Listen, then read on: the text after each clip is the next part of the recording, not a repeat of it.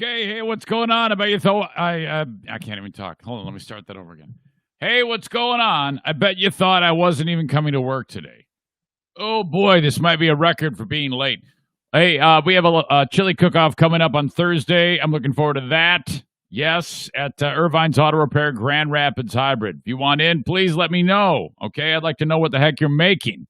Traditional, white chili, whatever. We're gonna have prizes for best white chili, best traditional, and then the best overall. Basically, it's nothing too elaborate as you would expect, but it's fun and we get to hang out. So the weather's going to be fantastic. We'll be outdoors. Please bring whatever you want to drink. Please bring your own chairs. We got to follow these stupid ass rules because of this damn pandemic. But that is at Irvine's Auto Repair Grand Rapids Hybrid along 44th Street here in West Michigan, just east of 131. All right. Thank you very much for participating. Let me know what you're going to do. In fact, I have on the Facebook invite, like a Google document of like, if you want to sign up, you just do it that way. I don't know. It's all Megan. She's in charge of this whole thing. Thank God. It would be a complete disaster, and everybody would get botulism if I was in charge of this. Okay, A&E Heating and Cooling, they are inviting you to call them at 616-516-8579 because it's time to get the furnace tuned up, okay? Just $79 for that deal. Sign up at aeheatingcooling.net or just call Joe, as I said, anytime, 616-516-8579. By the way, if you get a new furnace installed, you're going to say you have DTE Energy, who's providing your natural gas. For that new install, on the already extremely low price that you will get from Joe, lower than anybody else, I can promise you that, you'll get an extra $450 off of that. All right? A&E Heating and Cooling. Thank you. We got Terrytown RV. They sell motorhomes, campers, fifth wheels, travel trailers, folding campers, truck campers. My gosh, there's so many of these things. They cannot keep them stocked because everybody's spending their money on stuff like this now and taking their own hotel with them as opposed to going to some hotel and then they're worried about the, COVID, which I totally understand. Probably going to be okay, though. But still, tons of people have been doing this, so they've been doubling and tripling the shifts at the manufacturers. So what you do is you go and pick one out at terrytownrv.com, and then off you go. We're ending the season right now here in the great state of Michigan, but, you might be able to get one or two trips in, and then you got something to look forward to for next year. terrytownrv.com. Thank you for being part of the Eric Zane Show podcast. One more before I get started. Great Legs Winery, Brewery, Distillery in Holland, Michigan. We have a party coming up there on October 23rd, which I can't wait. That is another socially distant Eric Zane Show podcast. Great Legs get together. This is not like they put it together, and they're very particular there. They're like, hey, this is not our event. We have customers all the time, and we have limits that we can have legally. But this is your event. We can't stop you from inviting your listeners to our place. In fact, we love it. But they play by a certain set of rules now based on the pandemic, at least for the next 20 days. Because if I'm not mistaken, our governor just got her ass kicked by the Michigan Supreme Court, which a lot of people are really happy about that. Oh, my God. Did you see that deal? Can you imagine? Hold on. This is a tangent of content aside from the sponsors. Can you imagine being Governor Whitmer, who for the past however long has been like, you got to do this, you got to do that. And then the Michigan Supreme Court says, fuck you. You're not doing anything. After April 20, your powers are null and void. Go fuck yourself. So she's got a handful of days where she's basically running the show. And then because of this court order, they're saying, you don't have shit anymore. You got to run it by the state legislature before you do this. You can't just fucking. And so, all these red staters are just like, yes, fuck her, man. They are just, they're loving this. What a thing. That was a story over the weekend that not a ton of people talked about because it was a weekend, but it's massive because here in Michigan, They've been super aggressive about the about fighting COVID, and she has been really aggressive, and that's been like a whole shit show. I'm not saying one way or another what's right or what's wrong. I'm just telling you what happened. But can you imagine how pissed off she would be? Fuck, man, I would love to have be like a fly on the wall when she heard that the Michigan Supreme Court told her to go fuck herself. Amazing. Okay, anyway, so Great Lakes. In fact, we might even be out of her rule by then on October 23rd. I think we might still be in it, but anyway, whatever. I also read that Michigan Attorney General Dana Nessel is not going to be enforcing anything in that time. So, it's fucking party! Yes, let's go! Let's go! All right, so there you go. Great Lakes Winery, Brewery, Distillery. They're in Holland, Michigan, on East Lakewood Boulevard, just west of US 31, across from the luxurious Windmill Estates Mobile Home Park. Oh, my God. It is the 5th of October, 2020. The Eric Zane Show podcast begins now.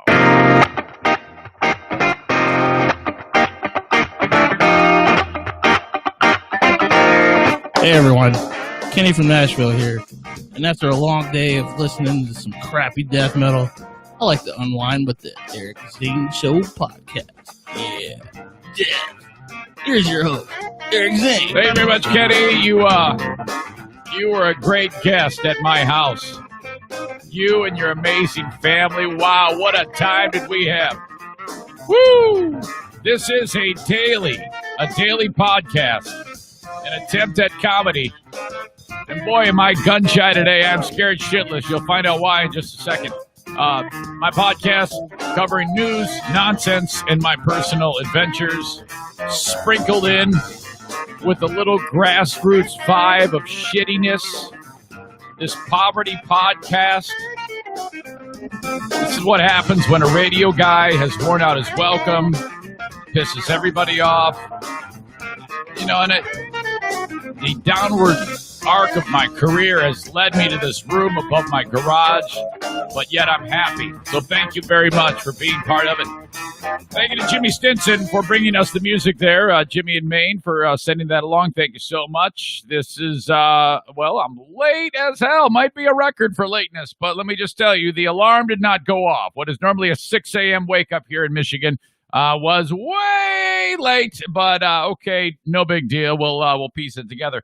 When you're doing a podcast from your home, and you're like late all the time, the audience is like, yeah, he'll get into it. It's fine. I've kind of trained you, but I swear to God, I do have a goal of 8 a.m. every single day here in Michigan, 8 a.m. time, where the show is streamed live on Facebook, brought to you by Irvine's Auto Repair, Grand Rapids Hybrid.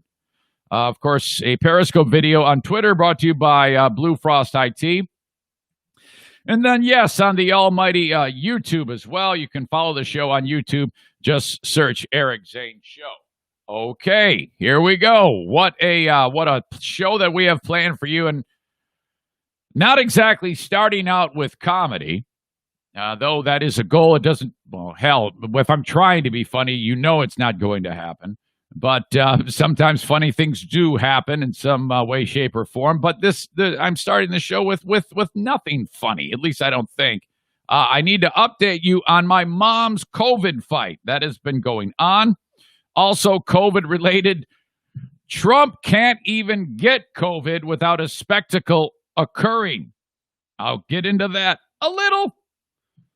Just a little bit of nonsense there. Friday, here in this room, I was doing my podcast with Ben Glaze, and we invited Brett Hayes. Of course, Ben, my weekly show that I post on Patreon. And then I invited Brett as well, who some of you may recall from my time on WBBL. And he also does a podcast with Ben called Balls Out with Ben Glaze and Brett Hayes. All right. And we had that Pocky One Chip Challenge to do, which, it kind of like it hit really hard not too long ago, a year and a half or whatever. And maybe even longer than that, actually, because I was still on the radio. But we never actually did that. Now, we did the Death Nut Challenge, or I should say Ben did the Death Nut Challenge back in the radio days. And so, we just assumed that was the worst thing that could possibly happen. Since Ben had done that, he was able to compare what the Pocky One Chip Challenge was to the Death Nut Challenge. And then so Brett's doing it, Ben's doing it, and I did it. It was on camera. And boy, I cannot wait to describe to you what went on in that. There is a story after the fact, after the camera was off, after the microphones were off, and I was here with Kenny roaming around the house, that shit hit the fan that a few of you know of. But my God, this was horrible. That was all Friday. Saturday, the paintball war went down. Paintball war number 10, our biggest yet. Okay. And there's all sorts of highlights to discuss from that event. Okay. Afterwards, we had a party at Pepino's downtown Grand Rapids. Boy, it's the middle of a pandemic and we're doing all these crazy fun things together, but we are able to thread the needle. It starts out that the paintball event, first of all, we're all masked. We all have masks on for paintball, and we're outside playing paintball, and you're trying to stay away from each other. So that makes for actually a terrific socially distanced event. And then at Pepino's afterwards, there was hard and fast rules or else they throw your ass out. I need to tell you all of these things. Okay. This, though, is probably the biggest on my mind, but I have to position this next thing 2 or 3 deep in the lineup for things to talk about on today's show. Because, obviously, I don't want to put anything ahead of my mother's story. So, you know, there's some prioritizing that goes into this. But I'm not going to lie to you. There is one thing that is even taking precedence over my mother's COVID, and that is the fact that I am going to be featured on Who Are These Podcasts? Motherfucker. Okay, some of you don't know what this is, and I'm not going to spill the beans right here. Just know that your old pal Eric is going to be talked about on another podcast, and this is, I'm telling you, this is another example of the Eric Zane Show podcast self-fulfilling prophecy technique. I have done this before. I've been very successful at it. I've talked about it many, many times. I've actually said things out loud in the scope of this podcast or on the radio that have come true, just as I said them. Fuck, the day before I got fired from radio at Free Beer and Hot Wings, there is a clip that exists. I never have it handy because it makes me so sad, where the day before I got fired from the radio, I was in a discussion for whatever reason with the boys, and I said, "Yeah, guys, hey, I'm gonna start the Eric Zane Show podcast. I'm gonna do that from my house." I actually said from my basement in the clip. I'm not in my basement, and I was making a joke about how I don't even remember what the fuck the joke was. Doesn't matter. I actually said what happened. I'm now doing the Eric Zane Show podcast from my house. I don't have a radio job. Holy fuck! This has happened many, many times to me. Some I don't even want to tell you about, and I'm not going to, because it's actually really horrible shit. This one I don't think is horrible. It's just, actually, it's excellent. But man, does it make me nervous about the things I say and do. So to combat that, I'm just going to say whatever the fuck I want and just hope that the chips fall in an appropriate way that isn't too brutalizing. Shit. The Lions, your Detroit Lions. Oh my gosh. What? No, that was a unique way to be a fucking bunch of assholes. God, that was different than the other ways they fucked everything up like they always do. Oh my gosh. All right. I'll get into more detail about that. It's, you know, some NFL talk, but still, I love ranting about the Lions because, well, first of all, I love those guys. They're terrible. They always will be terrible, but I'm a fucking fan. I love how shitty that team is. And you know what? It's almost, I think I might even be a little bit disappointed if that day comes, and it won't, where they're actually even any good. LeBron James is woke, but not that woke. So says some conservative group busting his balls outside of the NBA bubble. Oh, my God. LeBron James is notorious for getting super pissed off if something goes against him. Like, for example, he hardly got any fucking votes in the NBA's MVP voting. Did you see that? And he tweeted out how pissed off he was. Fuck. But this is actually working out for LeBron in this case, because LeBron is, he's super active socially. You know, with all the the police brutality shit, and he's kind of helped Kaepernick, carry the mantle, carry the torch for, why am I having such a hard time describe this? Kaepernick would take a knee saying, fuck, stop beating the shit out of us, stop shooting us. LeBron saying the same thing. Black Lives Matter, that whole thing. George Floyd, he's all over it. He's everywhere. Okay, but what about China? Okay, so that's what this story is about. And to me, the conservative group, I don't know if they're so much concerned about China or more concerned about just pissing LeBron James off. I'll let you decide on that. All right. And what would you do if your kid's kindergarten teacher had tattoos all over his face and had the whites of his eyes turned black? I mean, seriously, this guy, it looks like movie makeup. It's unbelievable. That will all be part of it, and have a terrific show code email from Zaniac Sean based on a story that I shared on the Patreon bonus podcast with Brett and Ben about taking a dump in your pants. Okay, wow, that is a lot.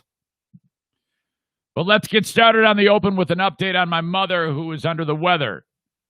So the story broke during this podcast. If you remember last week, there was one day when I got massively distracted because I checked my phone, which is always a bad idea. And I see the news that my mother has COVID.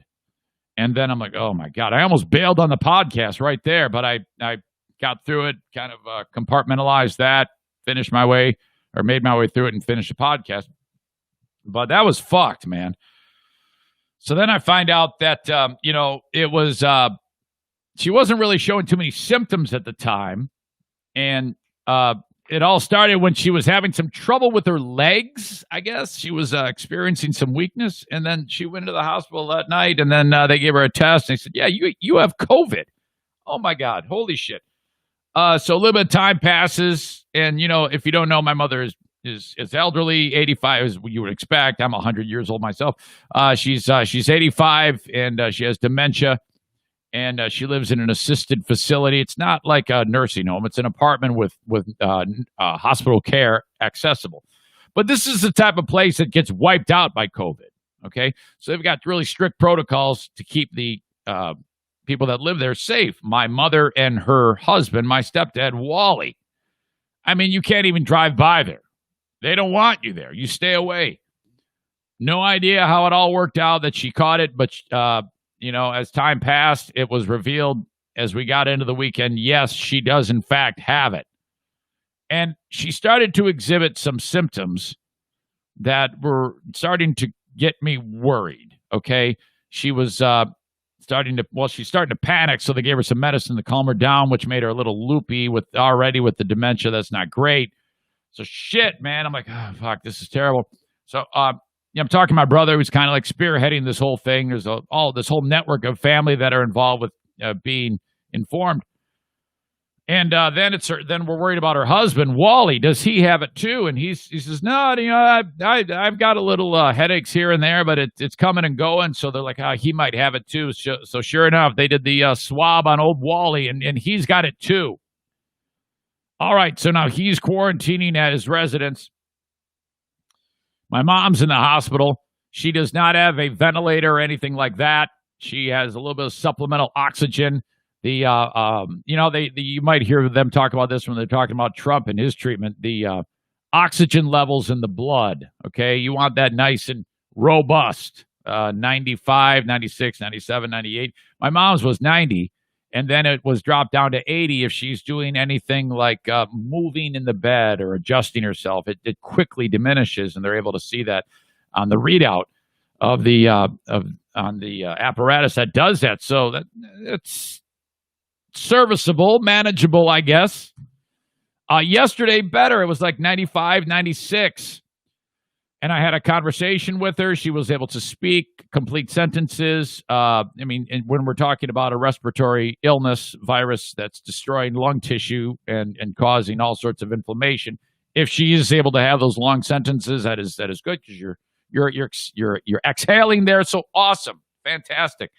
But this is tricky, man. This could be a thing that lasts for weeks and weeks and weeks. You never know with this nutty virus. But so I appreciate your thoughts on this. That's pretty much it. We can't really talk 5 steps down the road until we get more of an idea of how she is and actually recovering. So that's kind of burning on everyone's brain. Thank you very much. So Wally now is sick. My mom is sick. Talked to Wally. He seems okay. Told me a long ass story. I know he's okay because, my God. Okay, for as long as I've known him, and I've known him since like 1990, even earlier than that, this man has never had the ability to filter out the superfluous details that make a story from being normal-winded or extremely long-winded or even poignant in any way, shape, or form. But I swear to God, this actually happened today. And I don't even know if he does it. I don't know if anyone's ever taken the time to tell him this. Like, for example, when Kenny in Nashville visits me, and, I realize that, he's been talking for 95 straight minutes. At some point, I'll say, Kenny, you got to take a breath. Breathe. Here, eat something so you'll stop talking. Take a drink. I don't know. Smoke a joint. Do some cocaine. Do whatever you got to do. Eat out the dog's ass if you feel like it, but fucking stop talking. It was amazing. I opened up the door Sunday morning thinking he was still asleep because it was like 8 a.m. and he had woken up at 8:15 the morning before. I open up the door and I hear, so anyway, man, let me tell you about Arya Stark. And I realize he's talking to my brother-in-law, Kevin. I'm like, oh, poor Kevin. Kevin's probably, that scene in Airplane when the fucking dude Stryker's talking nonstop, and the other dude, the fucking Hare Krishna guy, hangs himself inside of the airplane because the dude won't stop talking. I'm expecting to go down the steps and see Kevin go, Kenny goes, so anyway, man, The Mandalorian's a great fucking show. Son of a bitch, man. I swear to God, I tried to get Eric to watch it with my Disney Plus password. He thinks it. And I go, then Kevin's swinging from the ceiling because Kenny's talking about The Mandalorian for 4 straight hours. Son of a bitch. So I say to Wally, and he picks up the phone. And this is like at 8 o'clock at night. I go, hey, Wally, how are you? How's it hanging? Whatever. Stupid greeting. No, it isn't what I said because I said, hey, Wally, how are you? Fine. Are you hanging in there? That's what I said. How's it hanging is like a reference to someone's dick. I wouldn't say that to Wally. Are you hanging in there? Okay. And he goes, oh my gosh, you won't believe it. Oh, what? If someone says, oh my gosh, you won't believe it, the next sentence has to be, there's aliens outside of the apartment, or, something amazing has happened. Whatever, $1 million just showed up miraculously, poof, inside of his living room. Jesus is right there. You won't believe it. What? Well, my neighbor who lives 4 doors down, I showed up after getting shown that I have COVID, and there was a care package there, and it was full of various fruits and other nuts and the sundries and raisins and freeze-dried cranberries. And, I love walnuts. That takes me back to when I was a kid, and my dad used to crack walnuts for me. So anyway, there's walnuts, there's almonds, there's some hazelnuts, there's some of those Brazil nuts that in the 70s we called them something nasty that you can't say now, and all various candies in there. And so I take it and I bring it in and set it on my table, and there was an envelope there, so I opened up the envelope and I looked at the card, and it was one of those cards that didn't have any writing on the inside of it, but so you could just write your own message. I really like those types of cards because then you get really thoughtful vibe inside of it. And it said, Wally, hang in there. So that's just funny that you said hang in there, or how you hanging or something, whatever the fuck I said, it matched what it said in the card, and I'm like, oh my God, I know you're okay. I know you are going to be fine through this. You have everything that makes you you. You have that. Here's the thing. We need to take my stepdad Wally, who had. There's no such thing as a short Wally story. Okay, and you got to put him with Kenny, his ability to be verbose knows no bounds. He is the most brilliant, long-winded speaker. I mean, it's like 1 and 1A, these two. We put them in like a vacuum together or in a closed room or whatever, and you might even cause a crack in the universe or the fabric of the space-time continuum. If they talk long enough, we'll be traveling through wormholes to faraway places and inhabiting new planets. My gosh. Holy cow. Trump ill. Okay. Here's the thing about Trump ill. It's a little weird that Trump is sick. And okay, so he goes to Walter Reed, the that hospital where I guess the president would go when you're sick. And there's also various members of the military there who are injured in battle and whatnot at this naval hospital. So it's a fucking shit show. And here's what I mean by this. First of all, you know those signs outside of hospitals that say, quiet, hospital zone? Well, those aren't there for looks. So that's why it's a little weird that there's a fucking monster truck rally across the street where 800 knuckle draggers are there acting like assholes. I understand you want to wave the flag for your guy and tell him that you hope he feels better, but you do realize that, there's guys there who had all their limbs blown off, and you're sitting there busting out on super loud the fucking Lee Greenwood song that is, I mean, I get it. You're proud to be an American, but Jesus, this is a hospital zone. And furthermore, the song Born in the USA is not a fucking patriotic song. I don't know how many times I need to explain this fucking song to you. It's actually, if you listen to the words, it's like a guy who has a whole bunch of bad shit happen to him. And then it's almost like a snarky way of saying Born in the USA. If you actually take a look at the lyrics of that Springsteen song, this is not a patriotic song. So fucking stop playing it like it's some kind of, like it's the Hulk Hogan theme, Real America. Play the Hulk Hogan theme. Play that one for all I care. But don't play fucking Born in the USA anymore. Plus, Bruce fucking hates it. And I love the boss. So, all right. Either way, you got all these Trump supporters that are out there, and they're waving their flags, and I want nothing more than Trump to be okay. I mean, I'm not one of these dicks who sits there and says karma and treats and says, aha, you got COVID. That's fucking bullshit. So I hate that. But all I want Trump to do, I want Trump to, for once, fucking relax and stop acting like it's a son of a bitch in reality show. Would you just fucking convalesce? Would you just fucking sit still? It's okay to be sick, all right? It's okay to show that you are a human being. Quit trying to show the world like you're fucking some kind of superhero, This is the type of shit that the leader of North Korea, I forget his fucking name, Kim Jong something or other, Un-il, what the fuck? Fucking stop! I don't want to see you in a picture at some desk at a naval hospital signing a piece of paper. Everybody knows you're not fucking doing anything. So fucking I want to see a picture of you in a hospital bed, wearing the fucking gown with an IV in you, watching TV, maybe have a tablet, laughing, watching, doing anything, reading a fucking book, sleeping, your mouth is open, there's drool coming out of your mouth, anything. And then there's the one where he's got, and it's kind of like it's whenever they have the no tie on and the open collar, that's the presidential way of saying that somebody's like, relaxing when they're not. It's stupid.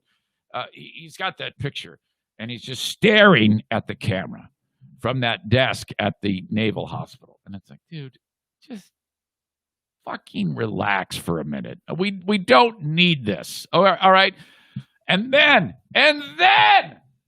rather than just sitting there and getting better, okay, and it's okay that you got sick. Everybody gets sick. This is not it's a lot of people have gotten sick with this, and that's seriously, I don't know what you're fucking so worried about. The idea that he then says, okay, let's go on a parade. He then gets the whole fucking motorcade rounded up and drives in front of the people blasting Lee Greenwood and Bruce Springsteen. And now they're making a huge deal about it, that the Secret Service people inside of the limousine, they will now have to quarantine. Whatever. I don't know. Maybe they wanted to do it. I don't give a shit. My big thing is, it's just fucking let it go. Take the weekend off from all this fucking reality show shit and chill. You don't need to drive in front of all these people. And I mean, I understand maybe it's for campaign purposes, but you've got COVID, okay? Whether you like it or not, you have it. There's all sorts of speculation. Michael Moore is a fucking asshole.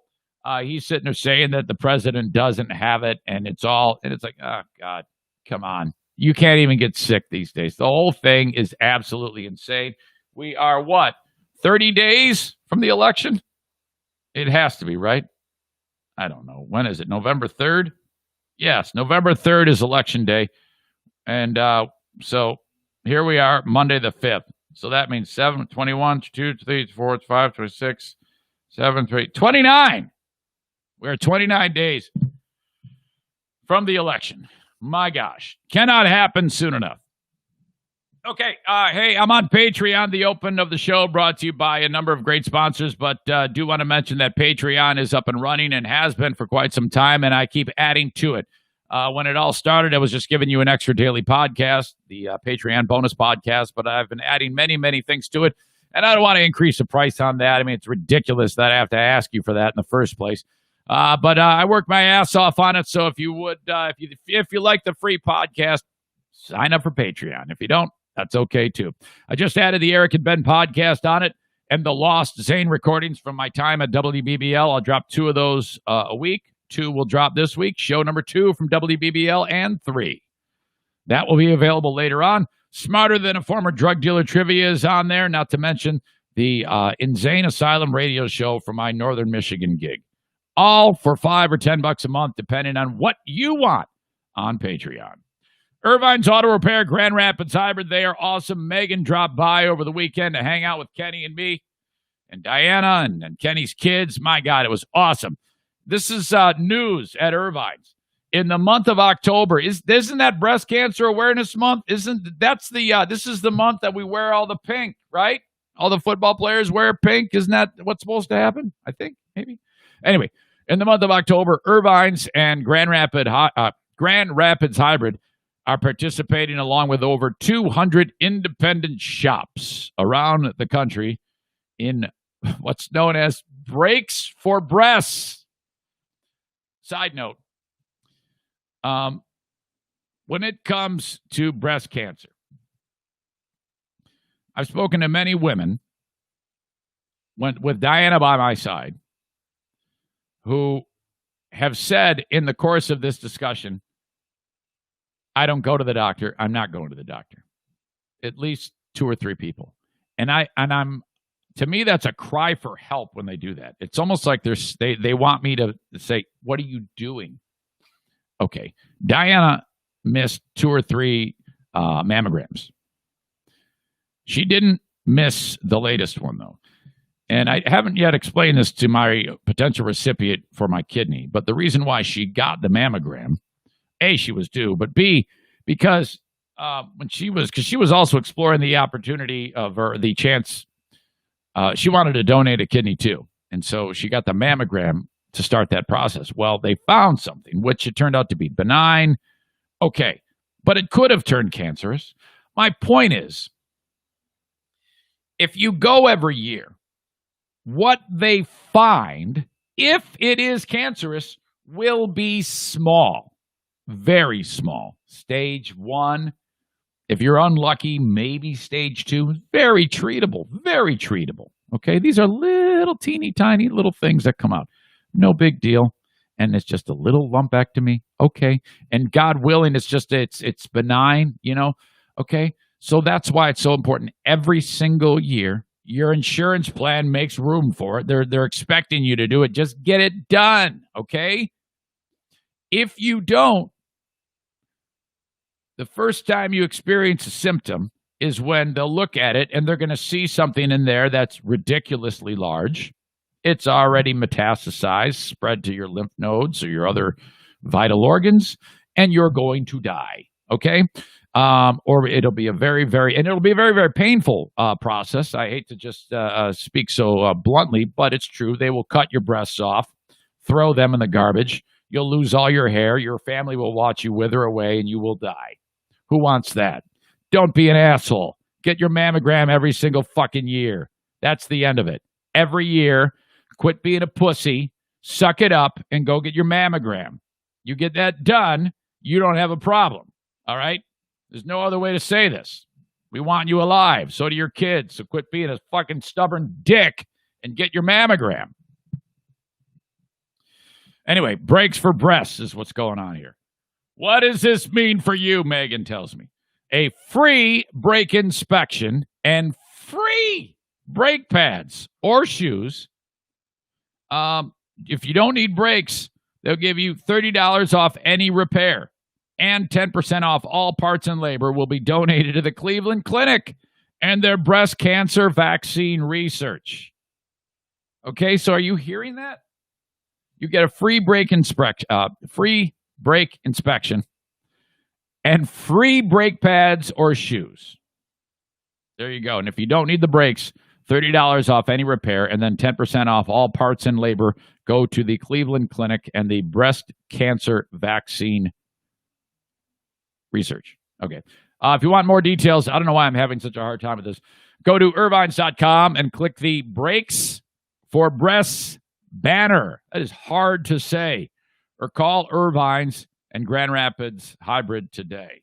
616-532-6600. All right.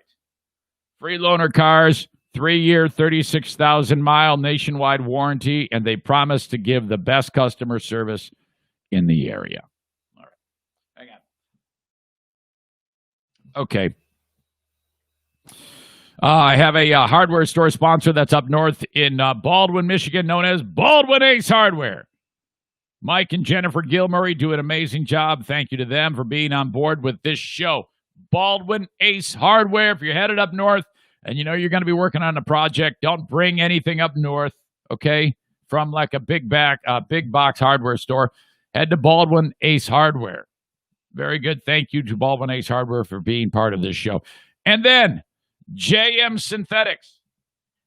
I still have hats available. You go to jmsynthetics.com and buy any AMSOIL product, and I'm giving you the hat for free.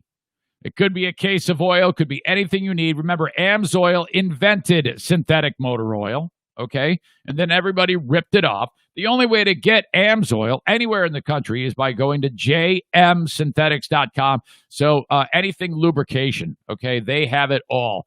Any type of lubrication for any vehicle. Could be, marine, heavy duty, light truck, ATV. They have it all, or just for your car. jmsynthetics.com for any AMSOIL products. Thank you. And again, buy something. I don't care if it's a little spray bottle of firearms lubricant. I will give you the Eric Zane Show podcast hat. There you go. jmsynthetics.com, also the sponsor of the Deer Meathead program with my dad. Okay. The weekend also had a ton of other storylines that I want to get into on a personal level. And holy shit, this one, man, it just snuck up on us. It was Friday in this very studio that I was sitting here with Ben Glaze, who was sitting right there, and Brett Hayes was right there, and we did the Eric and Ben podcast. For those of you who don't know, I did radio with Ben for a couple of years on WBBL, and then when we got shit canned, that was that. Then we got in a huge fight. Oh my God, it was terrible. All sorts of bullshit. And then we ended up fixing it. It's over. That's fantastic. So we got back together, and here we are. I make that podcast available on Patreon. Now, the goal was to put it was our first week on Patreon exclusively yesterday or on Friday, but I fucked it all up and made the video public because I'm a dumb shit. But so there you go. You got a free week. And it was a great time, and we talked about a number of things, including the new Borat movie, which is coming out on Amazon Prime. We had a big discussion about a number of topics as we went back and forth, the three of us. Kenny burst into the room like Kool-Aid Man and surprised us all. That was fun. And then it was time for the Pocky One Chip Challenge. Now, you might remember this from a couple years ago. Everybody was eating this one tortilla chip that's loaded with all sorts of super hot stuff on it. I forget the details of what makes it so hot. I do know how hot it is. I'll tell you, I'll reveal that in a second, but this is remarkable. So, okay, it comes in a box shaped like a coffin. It's individually wrapped, sealed. We have gloves to hold it, gloves to hold it, and you take it out of the package, and it's black. I'm like, what is up with that? And apparently it's like activated charcoal is on it. I don't know why that is. I was nervous as hell because as we all opened it up, Ben, Brett, and myself, and Patriot Nick was joining us via a FaceTime video. Here we are, and it you can smell it, and it smells unnatural. It doesn't smell like anything I've ever smelled before, and it's we're getting excited about it, and so then the idea was we're just going to throw it in our mouths, eat it as fast as we can, and see where it takes us. We had a container of half and half ready to go. That was the advice given, that you drink that. And I think when they do this challenge, they say who can last the longest without drinking anything to try to cool it down. I'll just say this: Patriot Nick is cut from a different cloth. Seriously, he looks like a damn lumberjack, and he has some serious stones there. The intestinal fortitude of this man. His whole system, he's a very, very strong man, and I'm not bullshitting you. I'm not just saying that like full of hyperbole or being snarky or silly or anything. He ate the chip, and then he didn't do anything for 1 hour, maybe more, okay? He did not, it was hot as hell, and then he weathered that, and then he just, on his own, didn't drink anything, and there's video to prove it. Ben was the first to fall. You put it in your mouth, and the second you put it in your mouth, it seems like your whole mouth has been you ate a really, really like a food straight out of the oven that's molten hot. It's that type of hot, and what it does to the inside of your mouth is really, really strange. Okay, I've never felt anything like this. Everything changes. It's like the entire makeup of the inside of your mouth, which is usually very slippery and slick, changes, and something happens and goes wrong, and then you chew it up, and then as the food in quotes moves through your mouth, everything's being just pulverized by what is in this fucking chip. And then you swallow it, hits the back of your throat, and then, oh my God. In fact, just talking about it right now, I'm having a reaction. Just describing it to you. My mouth is watering badly, because that's the other thing to me that hit is the excessive amount of watering of the mouth. These saliva production was through the roof. It was almost like my system was combating this fucking thing. And they're like, oh no, my God, all hands on deck. The stupid fuck did this. We gotta help him. You feel it go all the way down. And then it's you right away, actually, you start to perspire and sweat on your forehead. Brett he got the hiccups somehow. I don't know why that happened to him. And so this is rough. And we're all struggling. And boy, did it hurt. And it was just terrible. And this went on for extended time. Ben quickly drinks the half and half. Brett has some. And we only had a quart. I wish we would have had a gallon because we just went through that quart really fast. I thought, we won't need that much. This was beyond all level of expectations. I did not expect it to hurt this bad. Okay, this was horrible, and I knew this was going to affect me for a long, long time.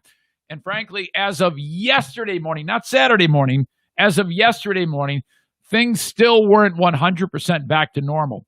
I'm going to jump around a little bit here. Saturday morning, drinking my coffee, everything was jacked inside of there. Some damage had been done to the inside of my mouth because of all that was on that chip.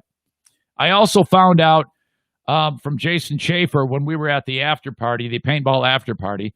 He was doing some research about the chip, and he was telling me that when he was getting trained to be a corrections officer, they spray you in the face with pepper spray, and they describe the pepper spray as having it's 1,400,000. I think it's Scoville units. That's the term for heat on these types of peppers or whatever.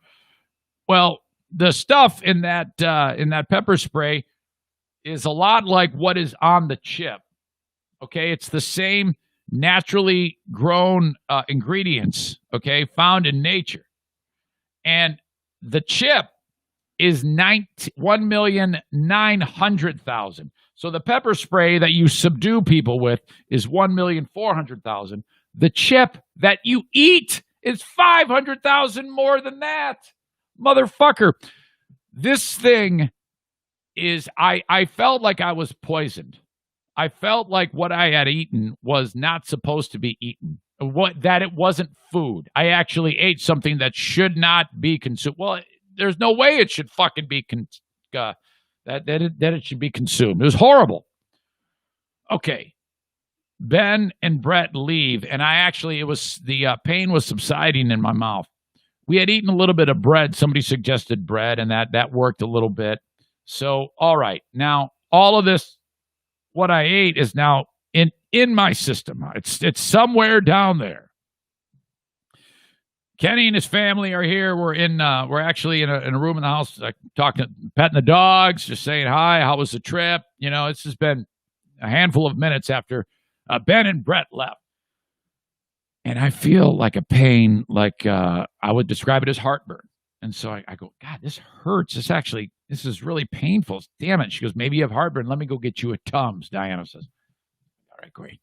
And she starts to walk away and goes into this bathroom off the hall. And right away, like the flick of a switch, I have to puke. I follow her right in. I go, I got to puke. It's going down right now. Turn on the fan. Get out. You know, no one wants to be around anybody that's puking. Never, ever. So she gets out of there, turns on the fan. Kenny's family's right in the other room talking to the dog. And there I am, man. Ooh, I mean, big time. Massive. Not just dry heaves. I mean, my body is saying, it's coming out, man. Here you go. And then all of that hot shit that was on fire is now coming all the way back up, and everything's on fire all over again. I ate it twice, infused with hot puke. Oh.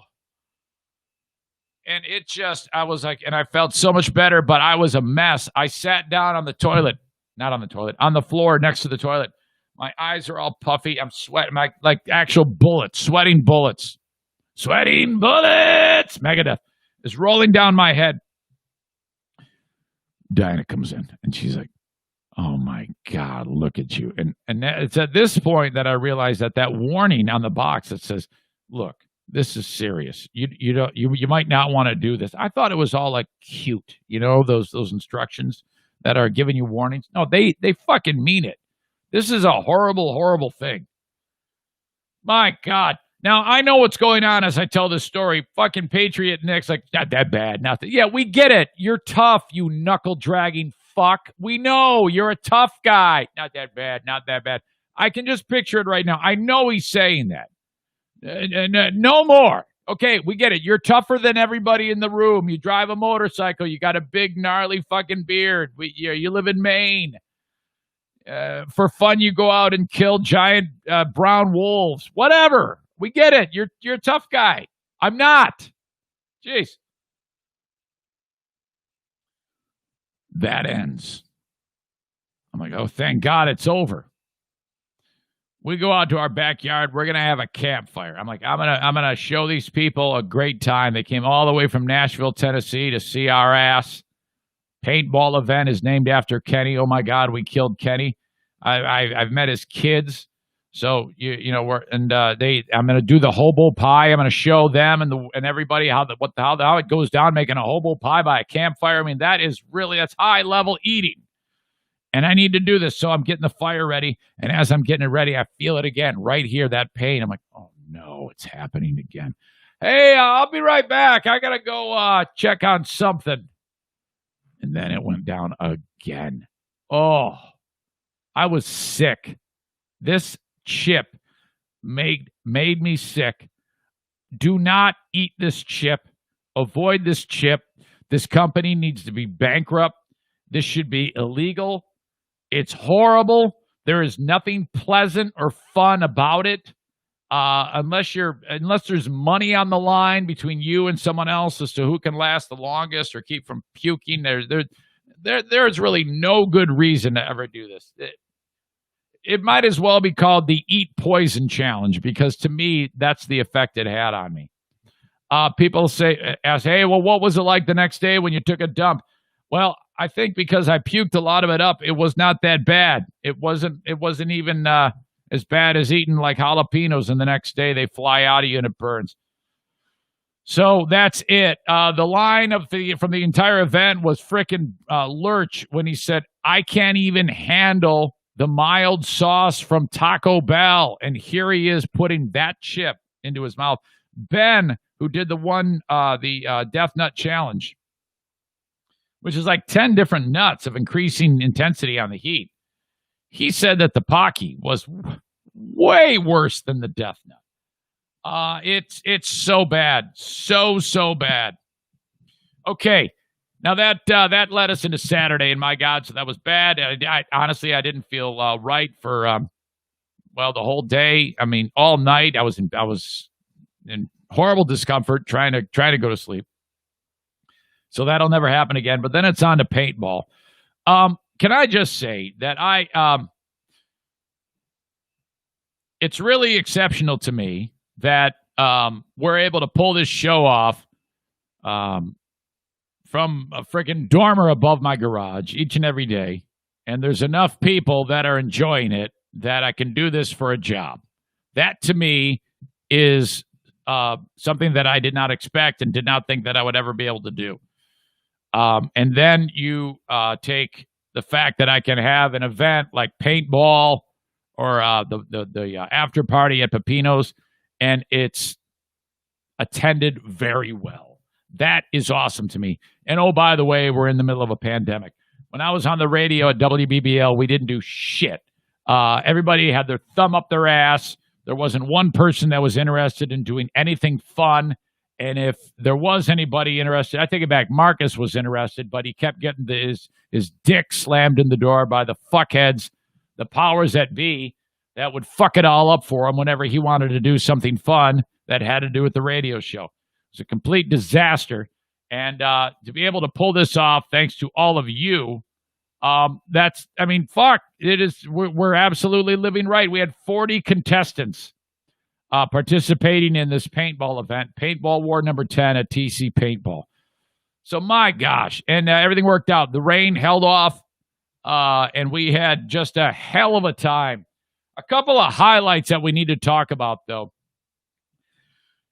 Kenny is of course him and his family came out from Nashville. If you don't know, longtime supporter of the show back in the Free Beer and Hot Wings days, and then the BBL days, and then here he is being a huge contributor to the podcast and a very dear friend, as you all are, even Carl.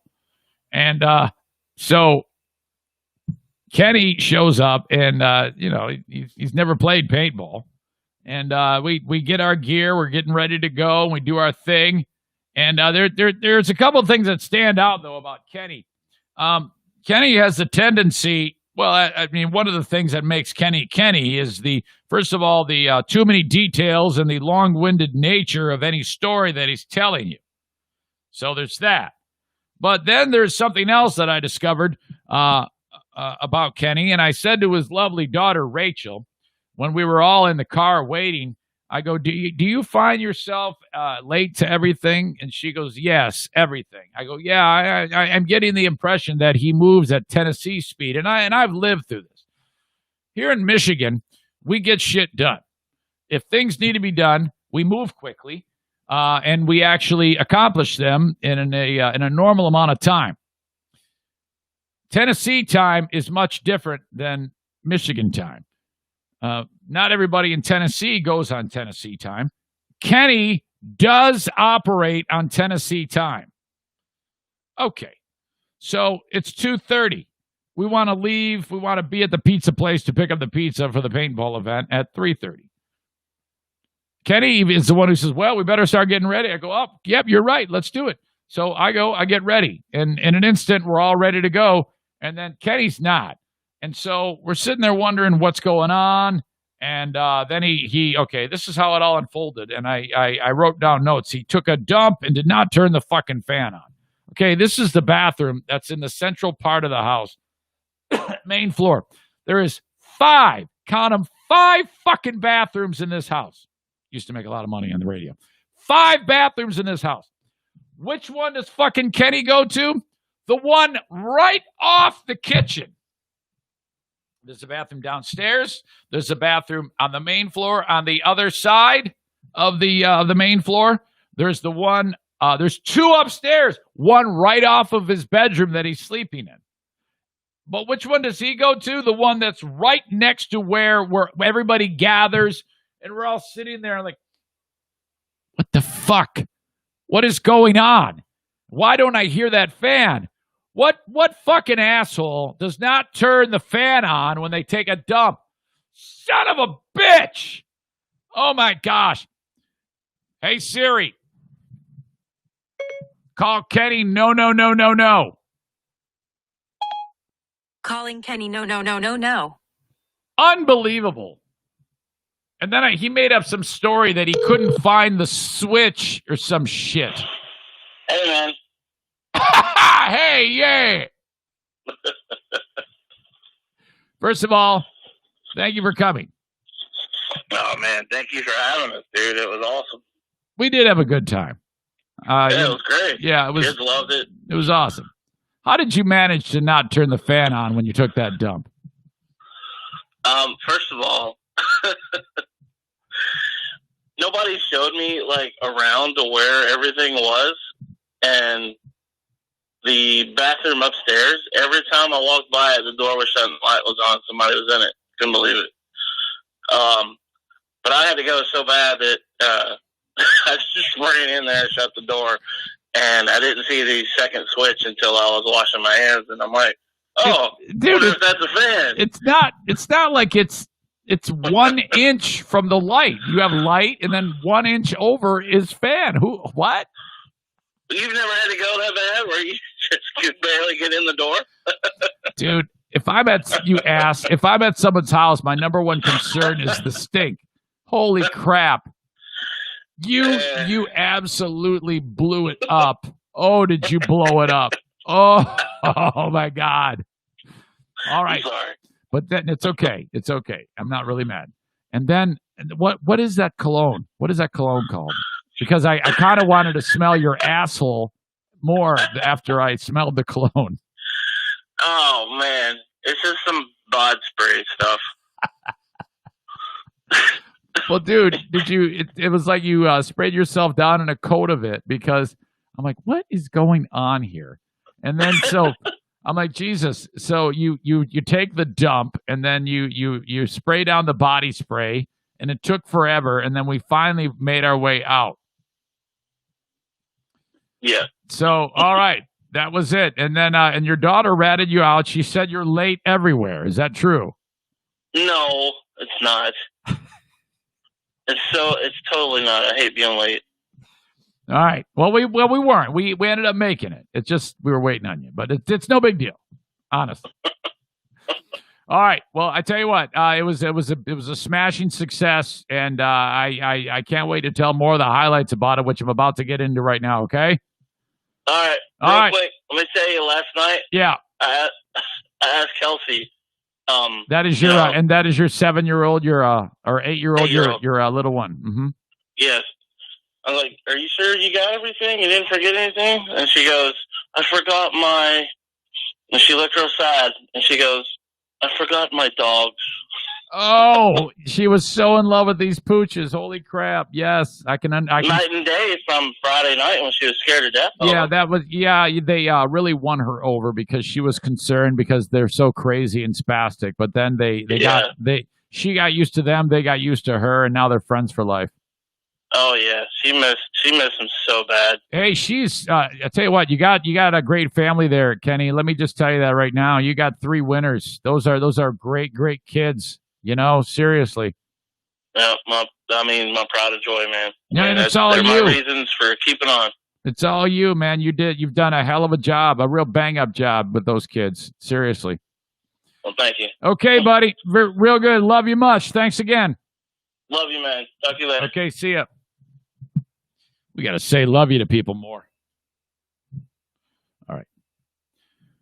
So, paintball starts, and now, this facility is just so sweet. This one area called the Tactical Village. It's like you're actually playing Call of Duty, okay?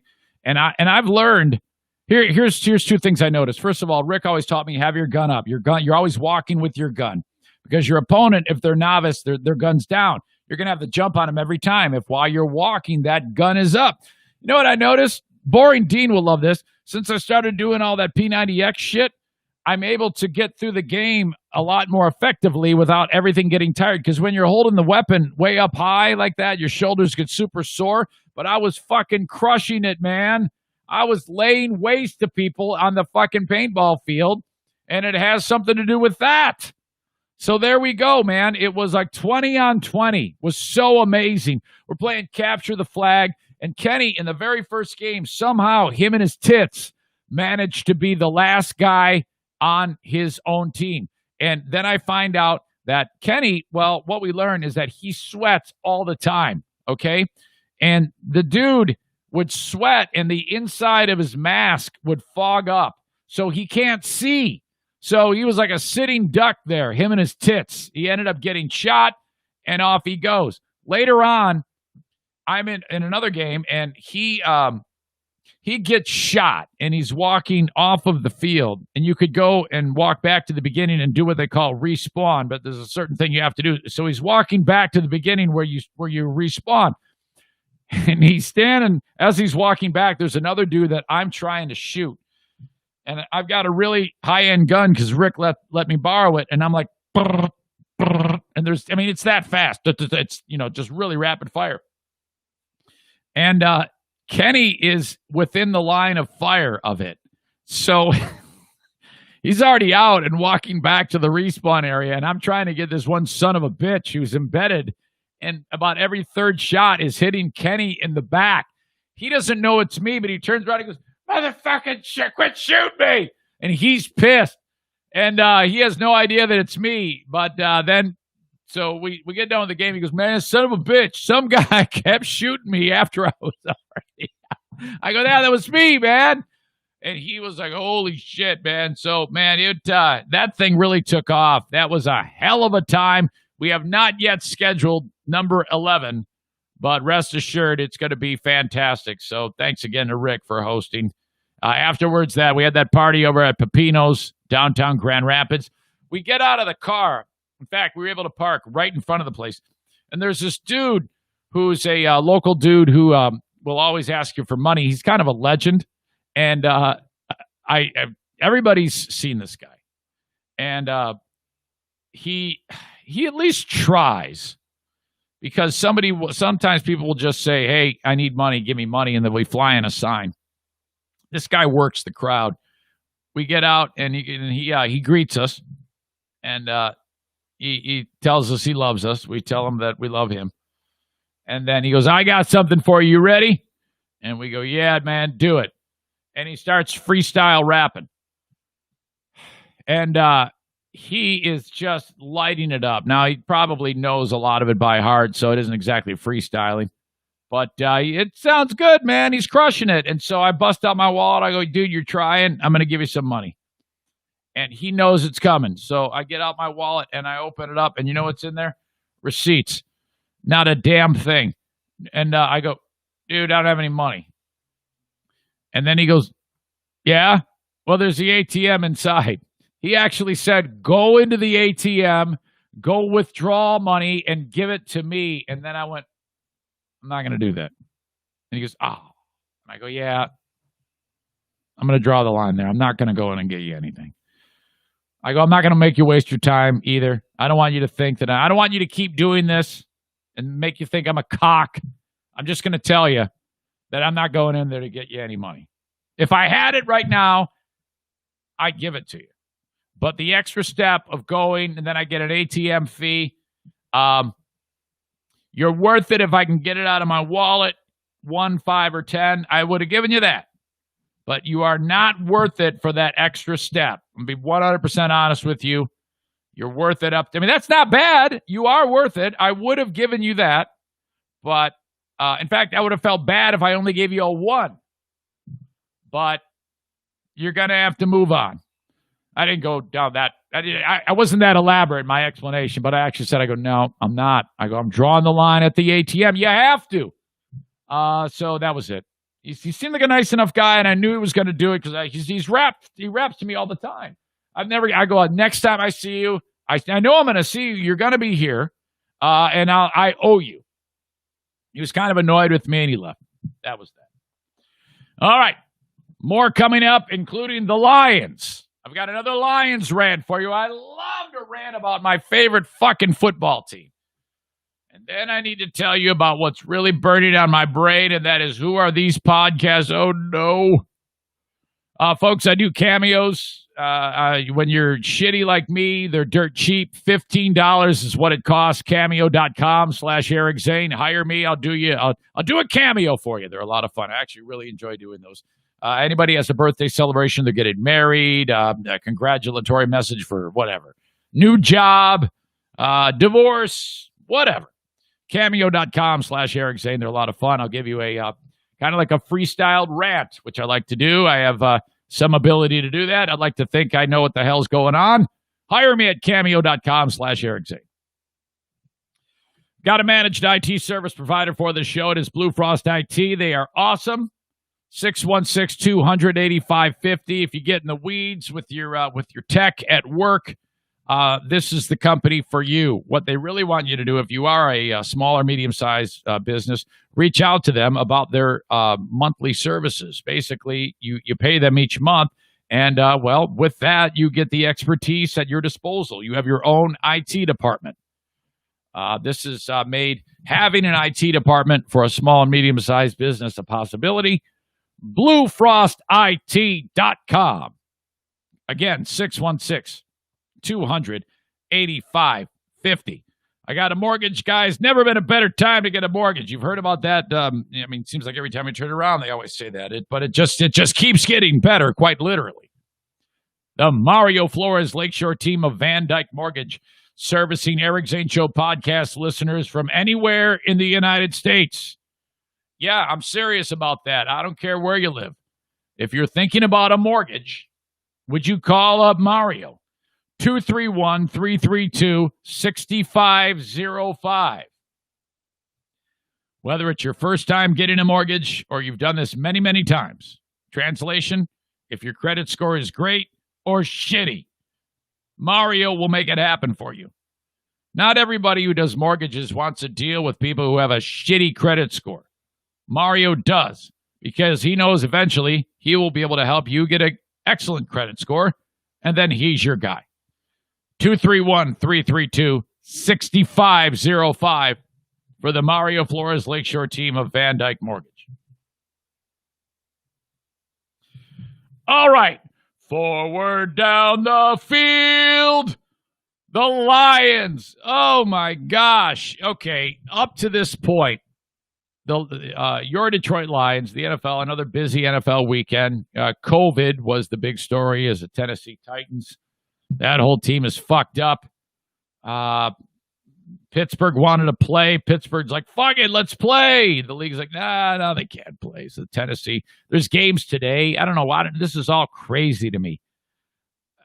who knows how it'll get figured out. Cam Newton for the Patriots, he's got it.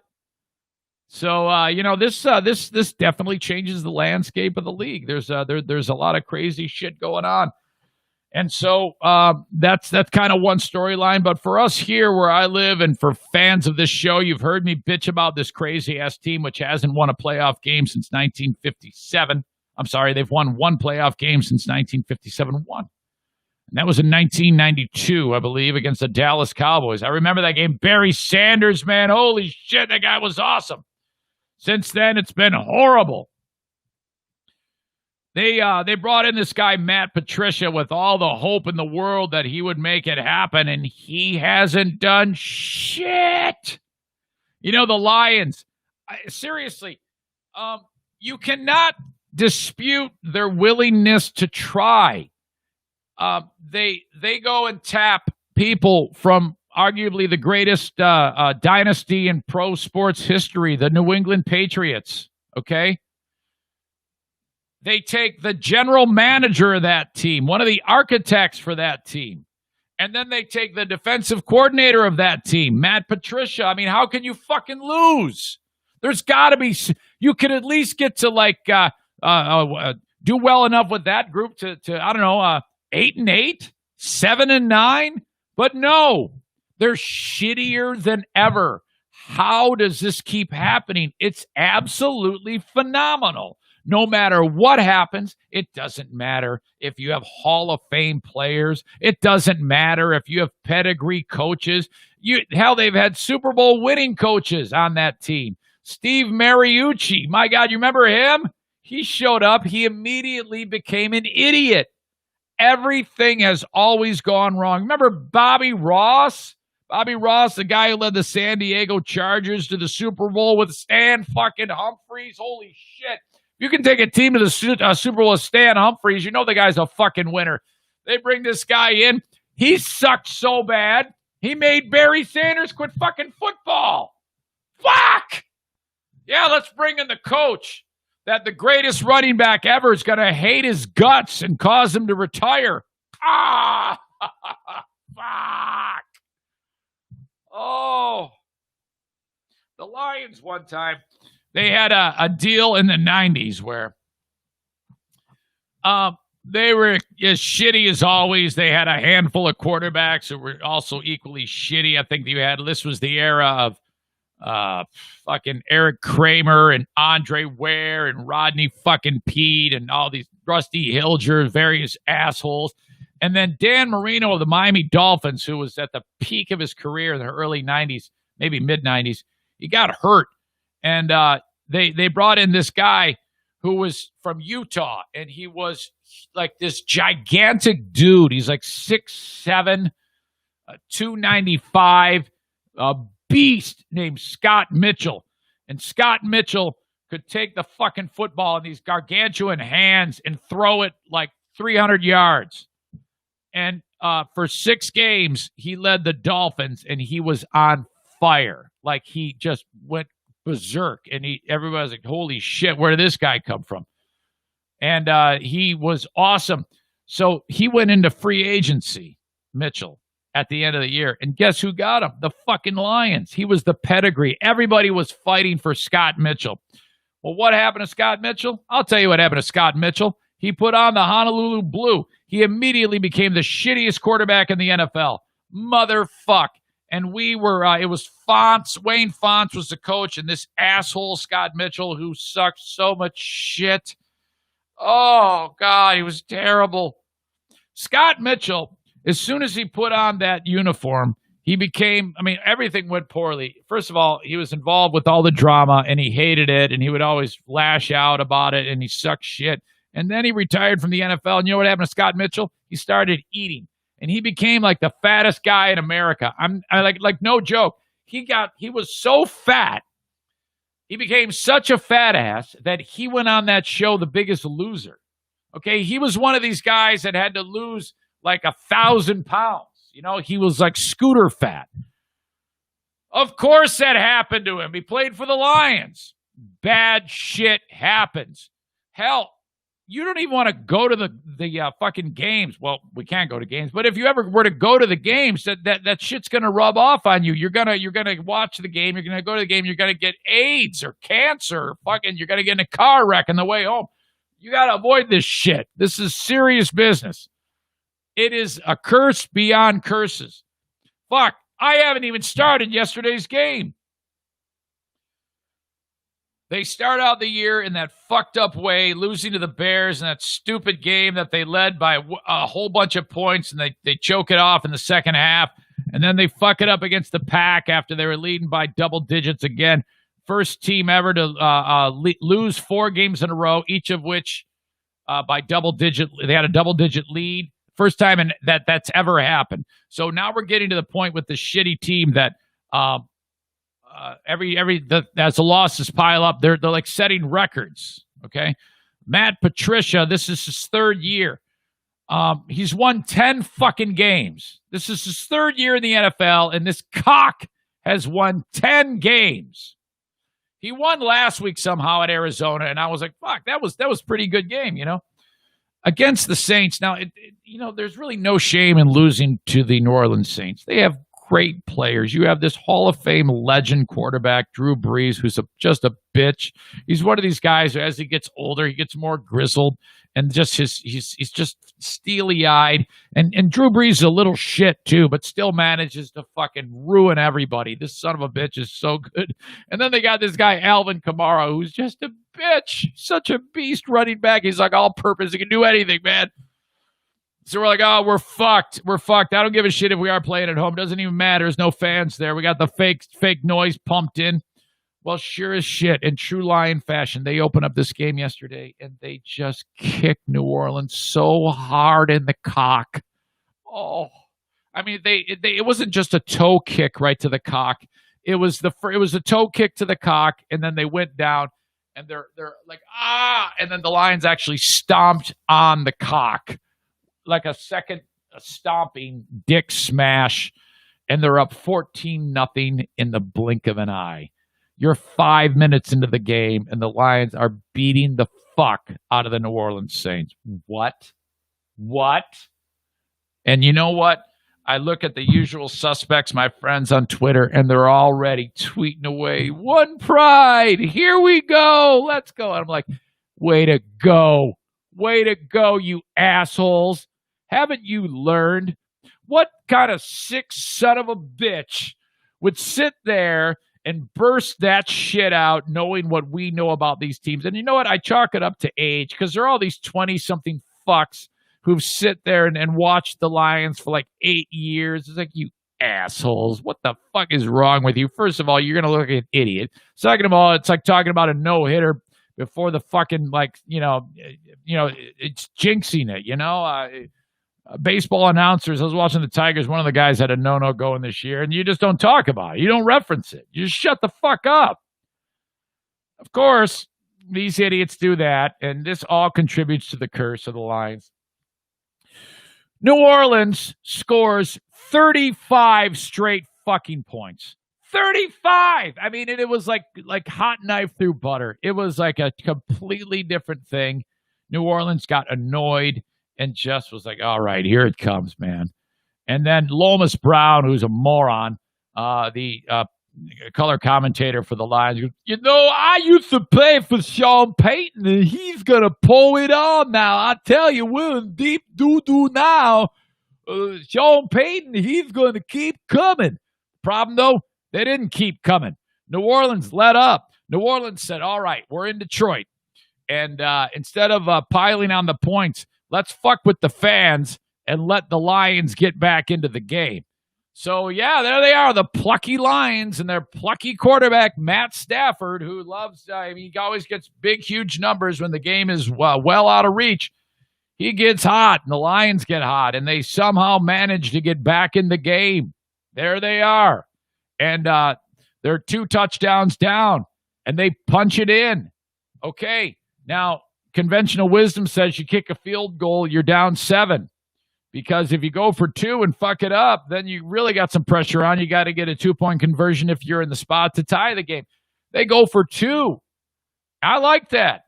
And they fucking got it. So now they're down 6. Son of a bitch. After all of that, they're still down. They're only down 6. It's 35-29. And all my pals, although the young guys, here we go. Go Lions. We're going to get them. And I'm like, way to go. Shut up. There's so much time left in the game. They don't have to worry about an onside kick or anything. They got 3 timeouts. There's 4 minutes left in the game.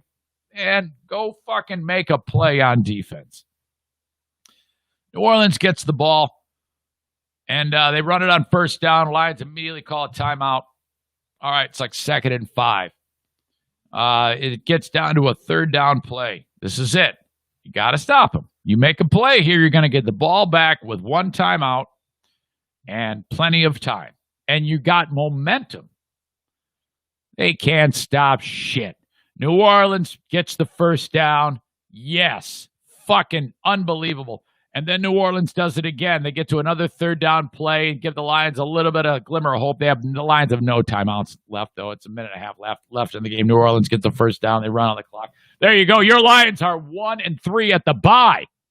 Matt Patricia, 10. Hold on a second. I'm going to go over some stats here.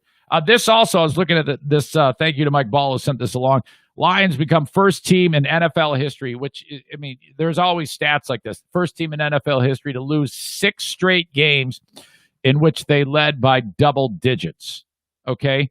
So in the last 6 games that they led by double digits, they've lost all of those. Okay?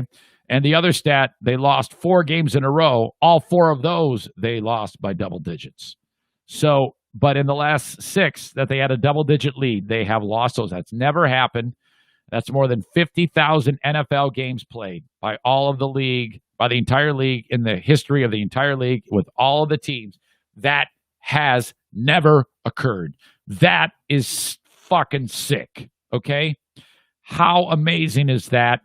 I love this team so much because they just the new level of futility that emerges here. It's incredible. It's absolutely amazing. And, you know, there's a lot of other storylines in the league. You look at the Cleveland Browns. This team has notoriously been shitty too, but they're kind of like they were a team that that isn't an original team. But there's been nothing but futility out of the city of Cleveland, Ohio for years. But the Browns are 3-1 this year. They beat Dallas yesterday. All right.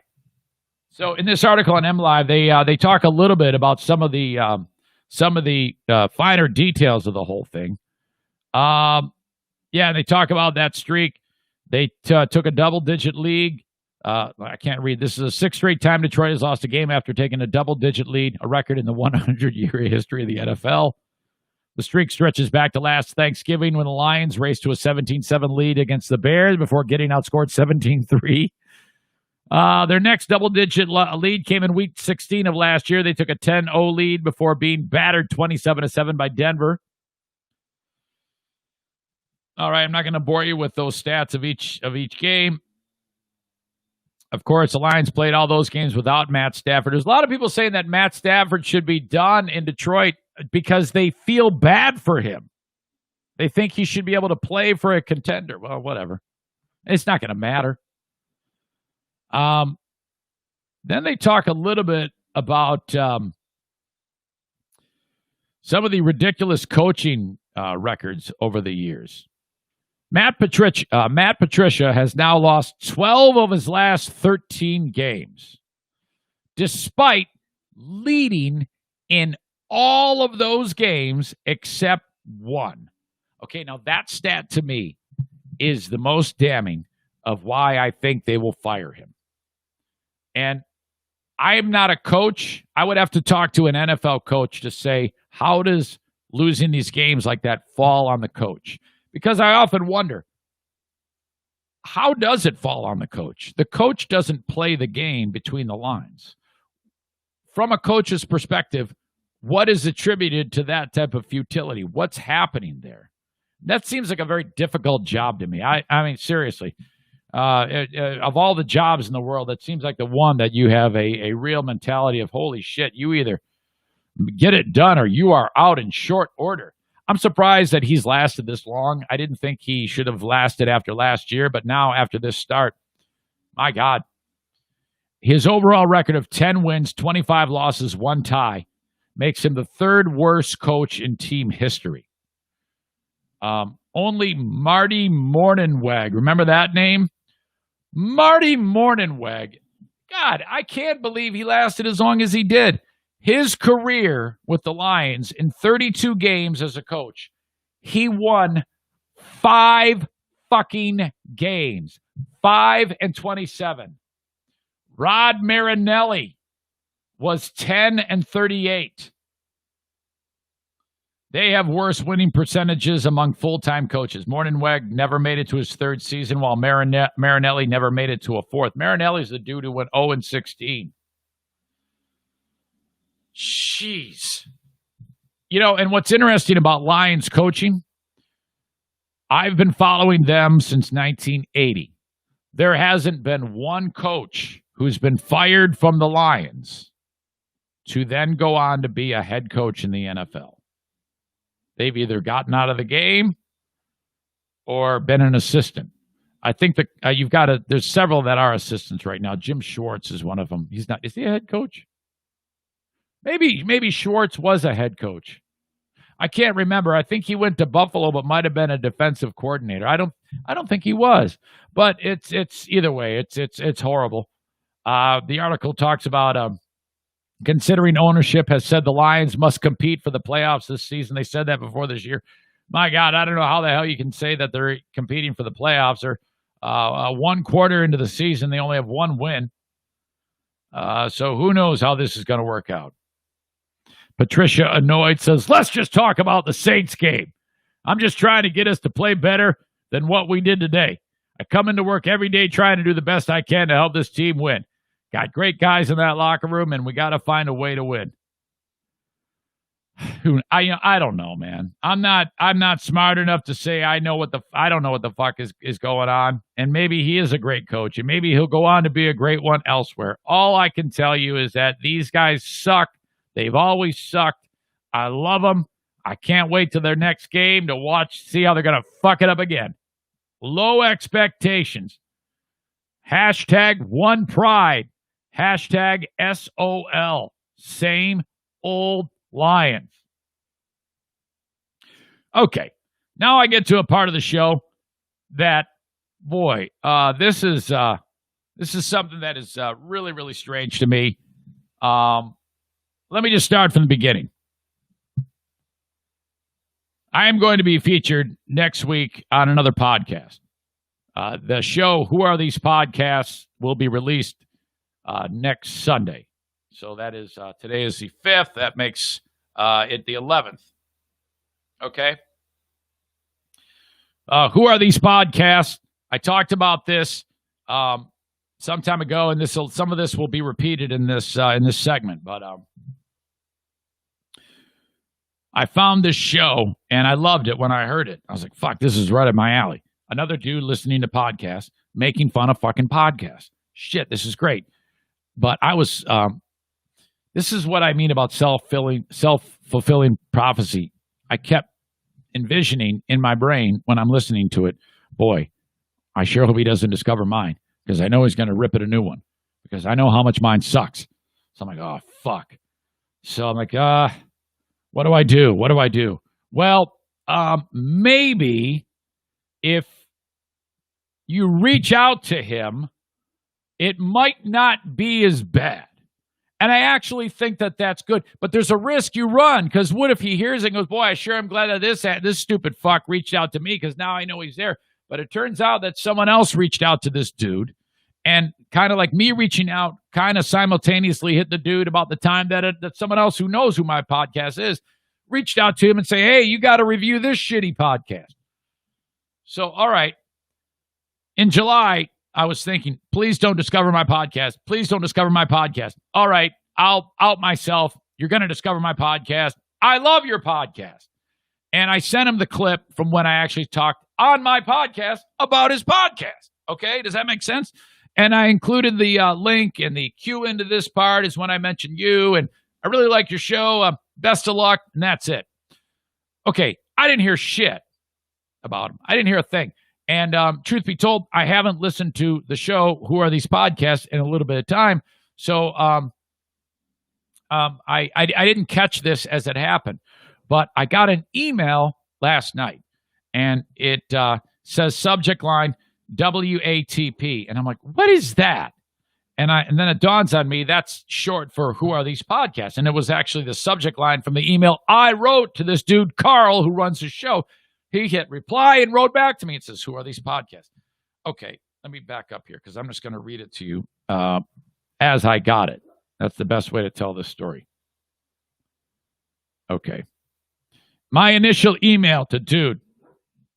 Hey, Carl, let me spare you the long email to read.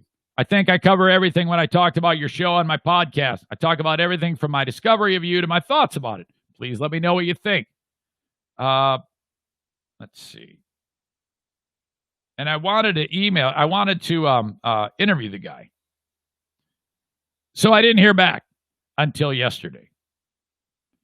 And man, my asshole got so tight when I saw this. And I'm holding out hope that he's going to write back and say, hey, your show's great. Let me, yeah, sure, I'd love to be on your show. This is what Carl wrote.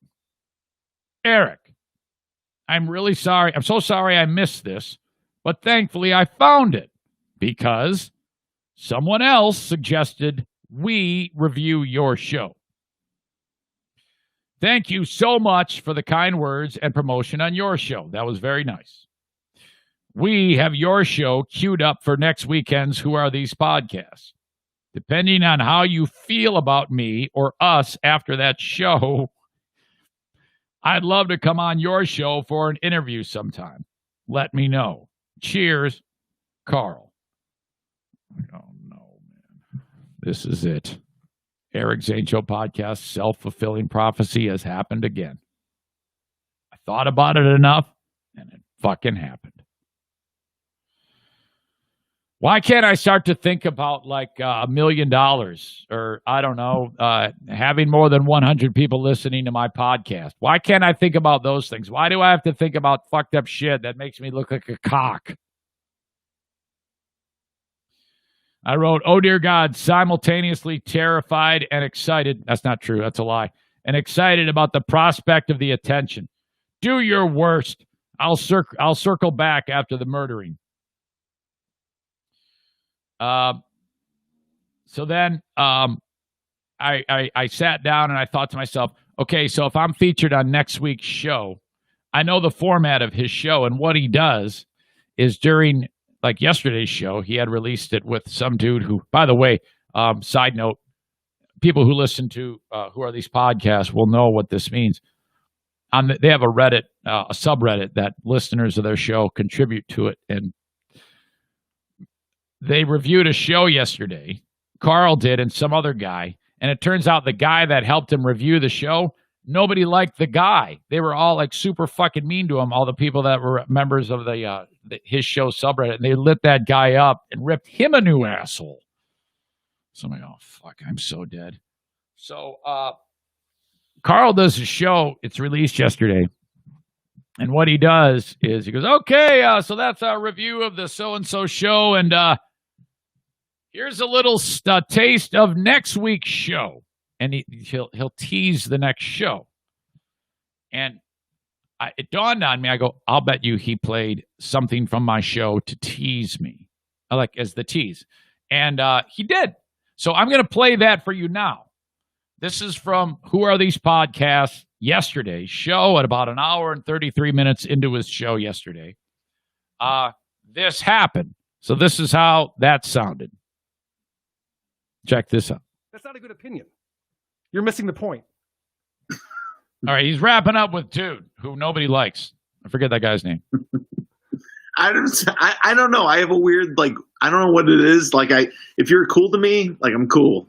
I don't know. I don't know. Yeah, that's fine. Listen, I get it, which is why I tried to give you an out 30 minutes ago. I know. I totally get it. I want the more prominent voice is Carl. Sorry. I hate stuttering John like you do. I'm out. Whatever. All right. I feel like we have covered it all today. I had a ton of fun talking about our buddy Benjamin Borstein. We talked about Opie. We talked about Stuttering John, and Chrissy Mayer. So that means it's time for everyone's favorite part of the show. The teaser. Next week's teaser. This is the part of the show where we play a clip from the podcast that we'll be reviewing on next week's WATP. And I'm just going to tell you right now, because we're still doing Jocktober, we're going to be reviewing the Eric Zane Show podcast. And there's a very specific reason why we're going to be covering Eric Zane. Here's the clip. I've struggled finding an army of podcasts that I can listen to. Very, very rarely do I find anything that's like, God, I gotta listen to this. And I stumbled upon one while I was on vacation, and I think it kind of I think what the Apple Podcast app does is it just says you might like this, and I see one. And it's the show is called "Who Are These Podcasts?" Oh, and I didn't know what the hell it was, and I click on the description, and this dude it's a podcast review show, and holy shit, is this brutal? And this is why it scares me and entertains me at the same time. so this is a suggestion that came over from a guy named Garrett. And he recently sent this over, and I'm an asshole because I didn't realize that Eric Zane sent this to me back in July. The guy himself said, hey, I discovered your show. I want to have you on my show. I totally missed it because I'm an idiot. And now I have to play yet another clip. This is the podcast that we'll be reviewing next week with Andy. So, and I've thought about doing this in podcast form to shows like just find a show, listen to it, and then highlight low points, if you will, highlight the low points and have fun with it. But I couldn't really hone in on how I wanted it to sound, and I'm not. There's no way I would ever try it because it's already been done by this dude. His name is Carl. I don't know a lot about Carl. I've tried to find out his background, but I'm struggling. All I know is that he's funny as shit and insulting and just a fucking sniper when it comes to ripping people who are doing a podcast a new asshole. I like this guy. This is going to make it a little bit tougher. But this guy is an ex-radio jock. He puts out, I think, 5 shows a week. I think this guy is putting out a ton of content. So we'll be checking out the Eric Zane Show podcast on next week's WATP, and I'm looking forward to that. Chad Zumock, thank you. That's the guy's name, Chad Zumock. Everybody hated that guy. I haven't yet listened to the episode. I don't know if I want to because it's just going to have a terrible anticipatory feeling. As you know, I'm already a fucking overly anxious mess of nerves and oh God. And this is what my thought process was. If that dude talked about me and played my clip on his tease, that means fans of his show heard that. In the event that they search me out, I wanted to have something at the top of the queue that said, hey, hello, fans of Who Are These Podcasts?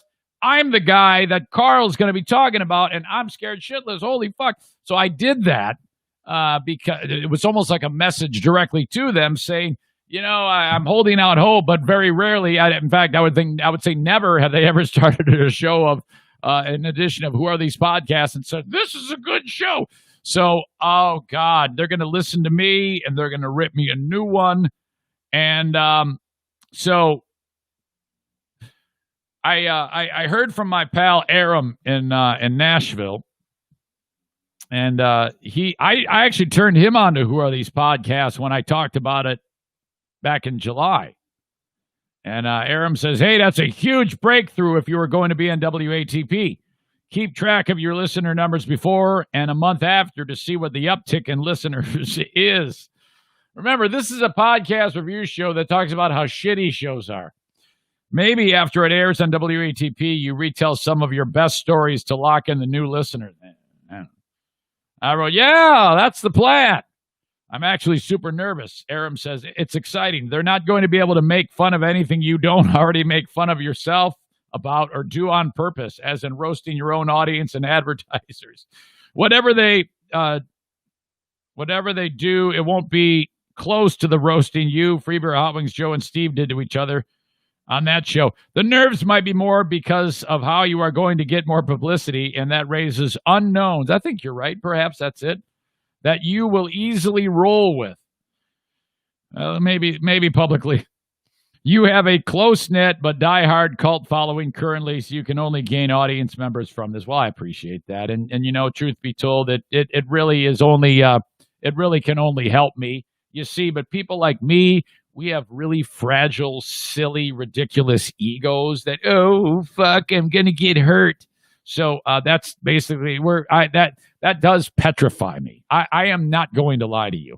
I am, despite what Aram says, I am fucking fried over the prospect of being just destroyed. And I know there is a lot of good that comes out of publicity from a show like WATP. There's a lot of big hitters in the industry and famous people who love this show, swear by it. This is one of the truest shows that there is, because it's just playing things and ripping it a new one, talking about it, breaking it down, picking it apart.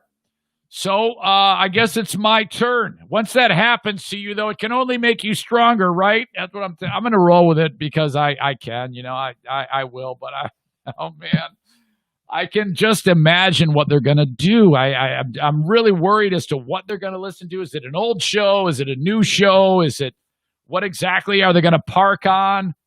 And maybe things that I've in my head have heard myself say about me. And I've been like, no, don't listen to your own voice. Maybe they're going to echo that. And then I'm going to be like, oh, fuck, this is terrible. I'm going to go hang myself. But no, honestly, I think it'll be okay because this dude's cool. And I can appreciate a good roasting, especially for someone like me who blisters people.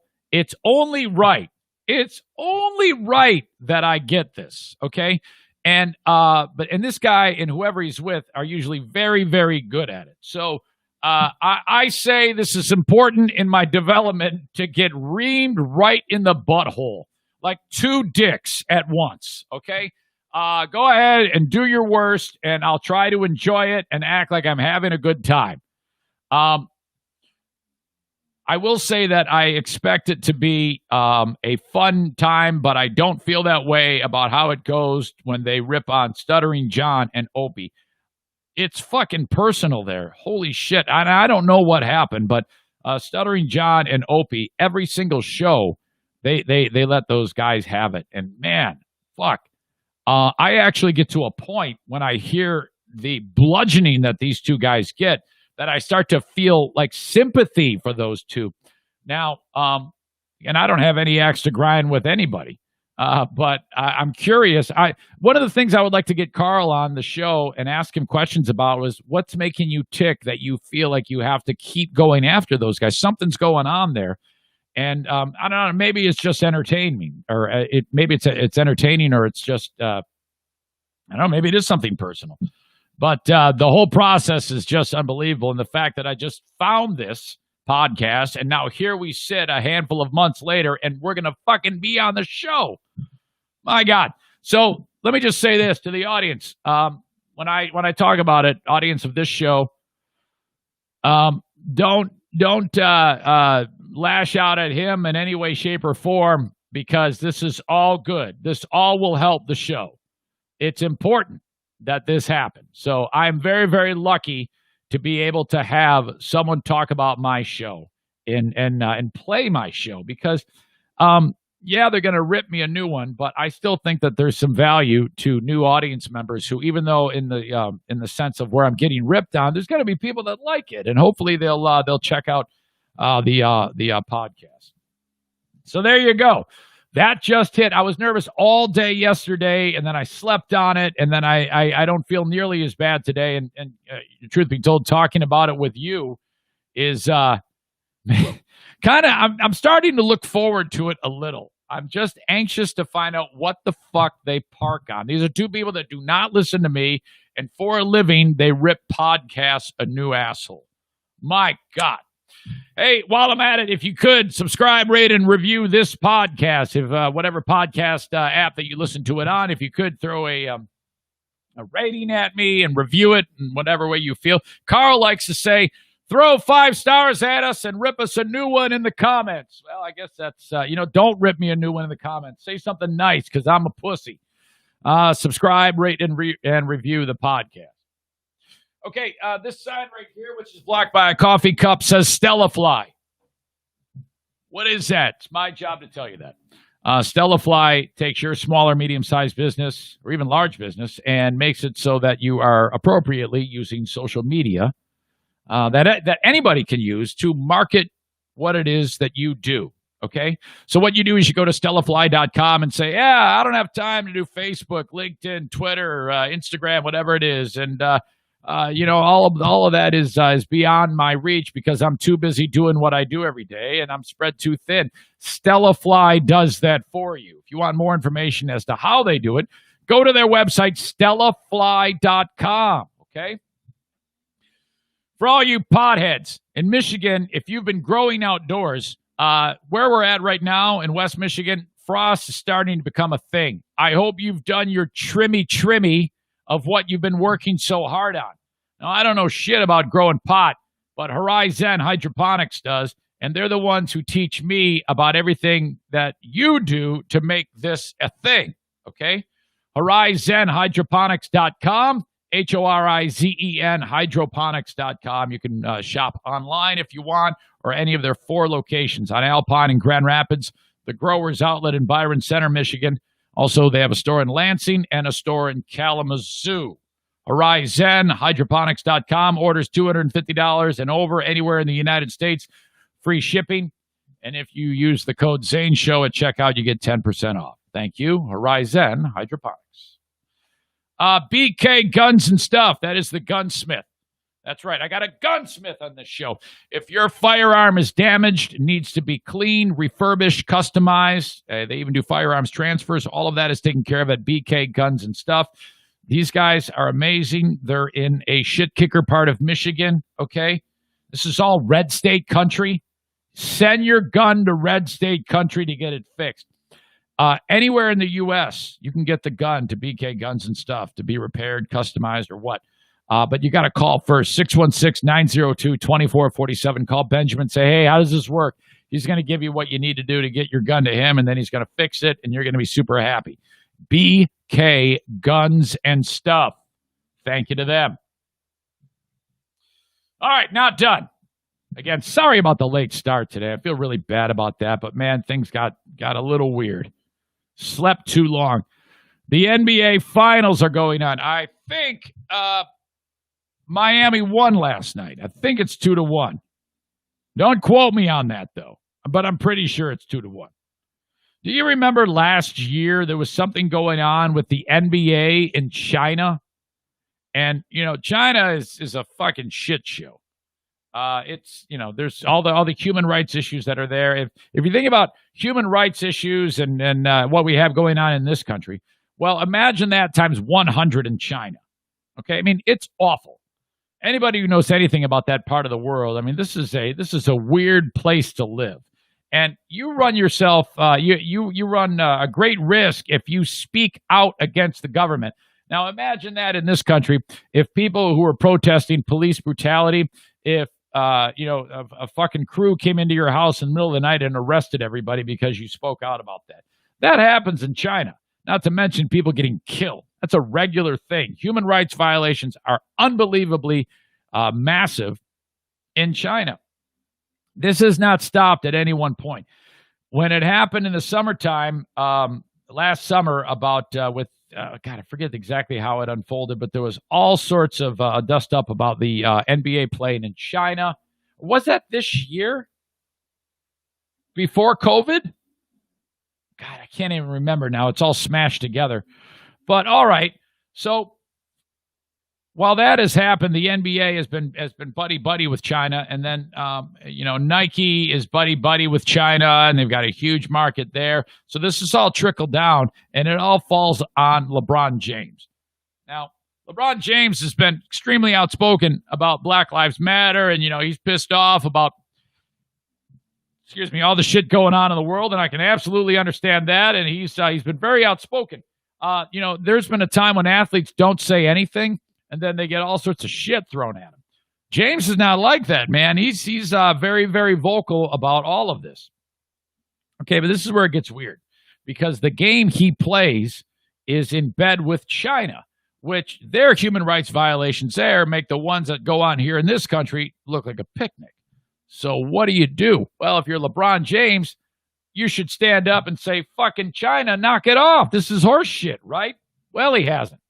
So some conservative group who, I don't know if they're concerned about Chinese civil rights or human rights or more about just sticking it in LeBron James's face, don't know, has decided to put billboards all around the NBA bubble where the finals are going on, these huge billboards that say silence is violence. And between the word silence and is LeBron James. And over his mouth is a Chinese flag. And it says freedomforchina.com. Now, James, fuck, I imagine him seeing that would be like, motherfucker, holy shit, because this dude gets pissed off all the time. But this is not happening now. There is the company that puts the billboards up says, fuck no, you're not doing that. And that's also weird. This whole thing is weird. I think that James is fucking an idiot for not saying anything. I think that this group that's putting the billboard up, they're idiot-like but I'm not entirely sure about their motivation. Are they really concerned about civil rights or human rights in China, or more about just pointing out how much of a hypocrite LeBron is? And then there's the idea of the billboard company saying you can't put that up. Really? A government watchdog recently tried to post a bold message on giant billboards during the NBA Finals about LeBron. His refusal to speak out against Chinese human rights abuses. This is from the New York Post. The Virginia-based National Legal and Policy Center was poised to spend several $100,000 on 5 billboard images showing the superstar. Why would you do that? I mean, are you just doing it to be a dick? Why would you spend that much money just to point that out? That's way too much money to just be throwing around at billboards just to stick your finger in one guy's eye. I don't know. Maybe they're really worried about China. I have no idea. Somehow I don't think so, though. They put this on the billboards. They were set to be displayed near the entrance to the NBA bubble near Orlando, where the Lakers and Miami are going at it. Outfront media refused to put up the ads for fear of upsetting LeBron. No, fuck it. Put them up. We cannot accept the ad as it is right now. I wonder what they're saying. Why? Outfront said, adding that the company would only put up the billboards if they agreed to remove the image of LeBron. The Chinese flag is okay and the silence is okay, they said. But the conservative think tank is standing its ground, saying some messages are too important to be suppressed. Said Peter Flaherty, chairman of the NLPC, when it comes to human rights in China, silence is indeed violence. Yeah. We should be able to call LeBron on his hypocrisy without this censorship. Well, wait a minute now. Again, what are you worried about? Are you worried about spreading the word about his hypocrisy or about human rights? What's the fucking point here? Because if you're just doing it to point out LeBron James's hypocrisy, well, that's fucking stupid. Why? Just to be a dick? I don't understand that. Take that $500,000 that you're spending on billboards and, I don't know, feed the poor, do something with it, anything other than just break one off in some guy. Yeah, he's an asshole if he doesn't want to speak out against China, but he's not as big of an asshole as you are for trying to do this. James, who often speaks out about race and police brutality, came under fire when he criticized that's what it was. He criticized the Houston Rockets general manager, Daryl Morey, for expressing his support for pro-democracy protesters in Hong Kong. I don't want to get into a word or sentence feud with Daryl Morey, but I believe he wasn't educated on the situation. Okay, so Daryl Morey said, I support the people protesting. James is like, wait, hold on a second here. We're over here playing in China. The timing's wrong. Well, that's a perfect time to speak out about human rights violations. Jesus. The comments sparked outrage amongst Hong Kong protesters, but were praised by Chinese communist officials. So basically, LeBron James said something, and the communist government said, "Thanks, LeBron." James has a lifetime endorsement deal with Nike, whose Chinese-made products in his name have brought in hundreds of millions of dollars. Boy, this is a mess. Yeah, there's only one thing James can do here. If you're going to be, I see fucking stupid shit all the way around in this story. You can talk about any part, any variable in this story. It's all stupid shit, all assholes. James making all that money in China. His net worth is $480 million. If you're in a game that is involved with China, in bed with China as they are, and you're the big outspoken big mouth of the league, and I say that in a good way, and people listen to you, you need to speak out about China. You have to. It's your duty. If you were the type of guy that didn't get involved, then it's not your duty. But if you're the guy to speak out about police brutality, well, this is also very brutal, and it's horrible. So why the fuck doesn't it matter? It absolutely matters. So Chinese lives matter here, LeBron. Quit being a pussy and say something. So, all right. The NLPC says James has been silent about the Chinese slave labor that makes the basketball legends Nike sneakers, which retail for $200 a pair. Oh, this looks terrible. My God. The NLPC went back to the drawing board and came up with a different version of the ad, but those two were met with rejection and then silence from out front billboards. My God. This is really messy. Yeah, I don't know how people like LeBron James can look at themselves in the mirror, frankly.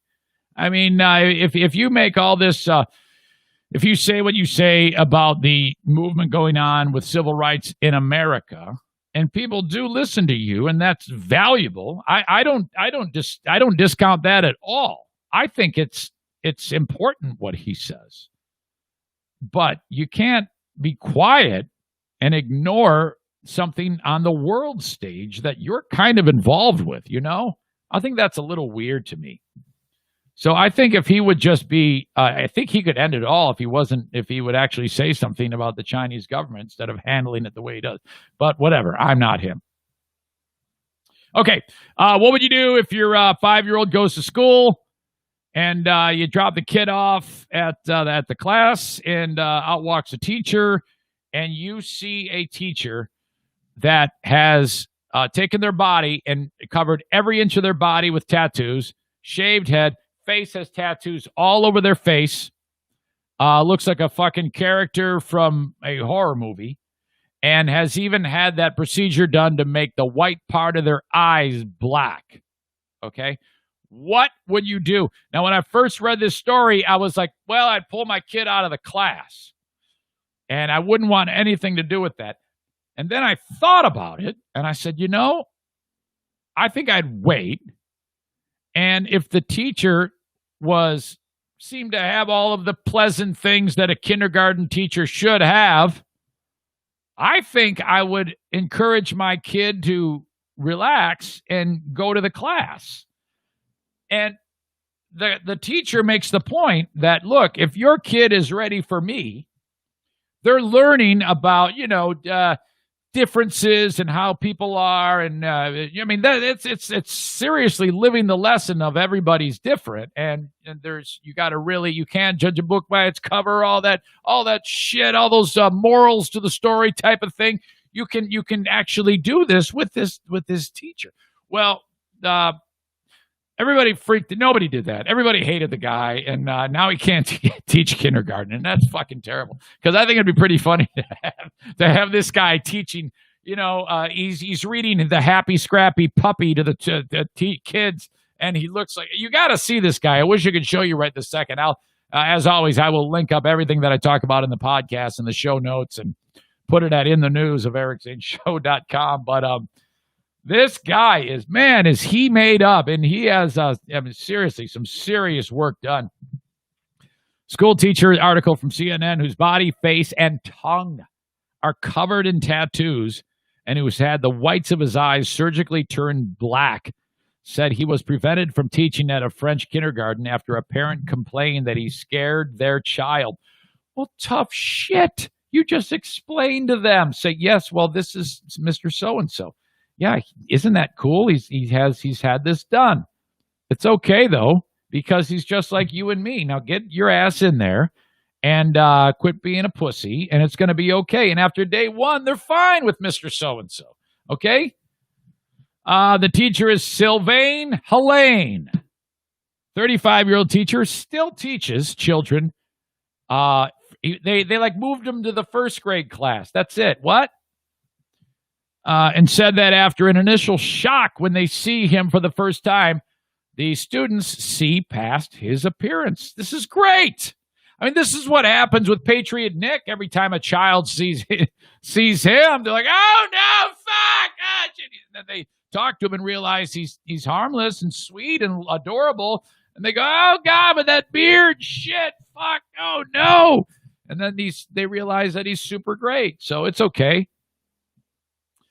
All of my students and their parents were always cool with me because basically they knew me, said Sylvain Helene, who estimated he spent around 460 hours getting tattoos made on his body. It's only when people see me from far away that they can assume the worst. Yes. He said last year he was teaching kindergarten at the school near Paris when the parents of a 3-year-old child complained to the board or whatever. They said their son, who wasn't even in the class, had nightmares after seeing him. All right, well, just explain it to the kid, okay? You can't fucking change everything, all these lawnmower fucking helicopter parents, because your little fucking snowflake got upset. A couple of months later, the school authorities informed him he can't teach kindergarten anymore.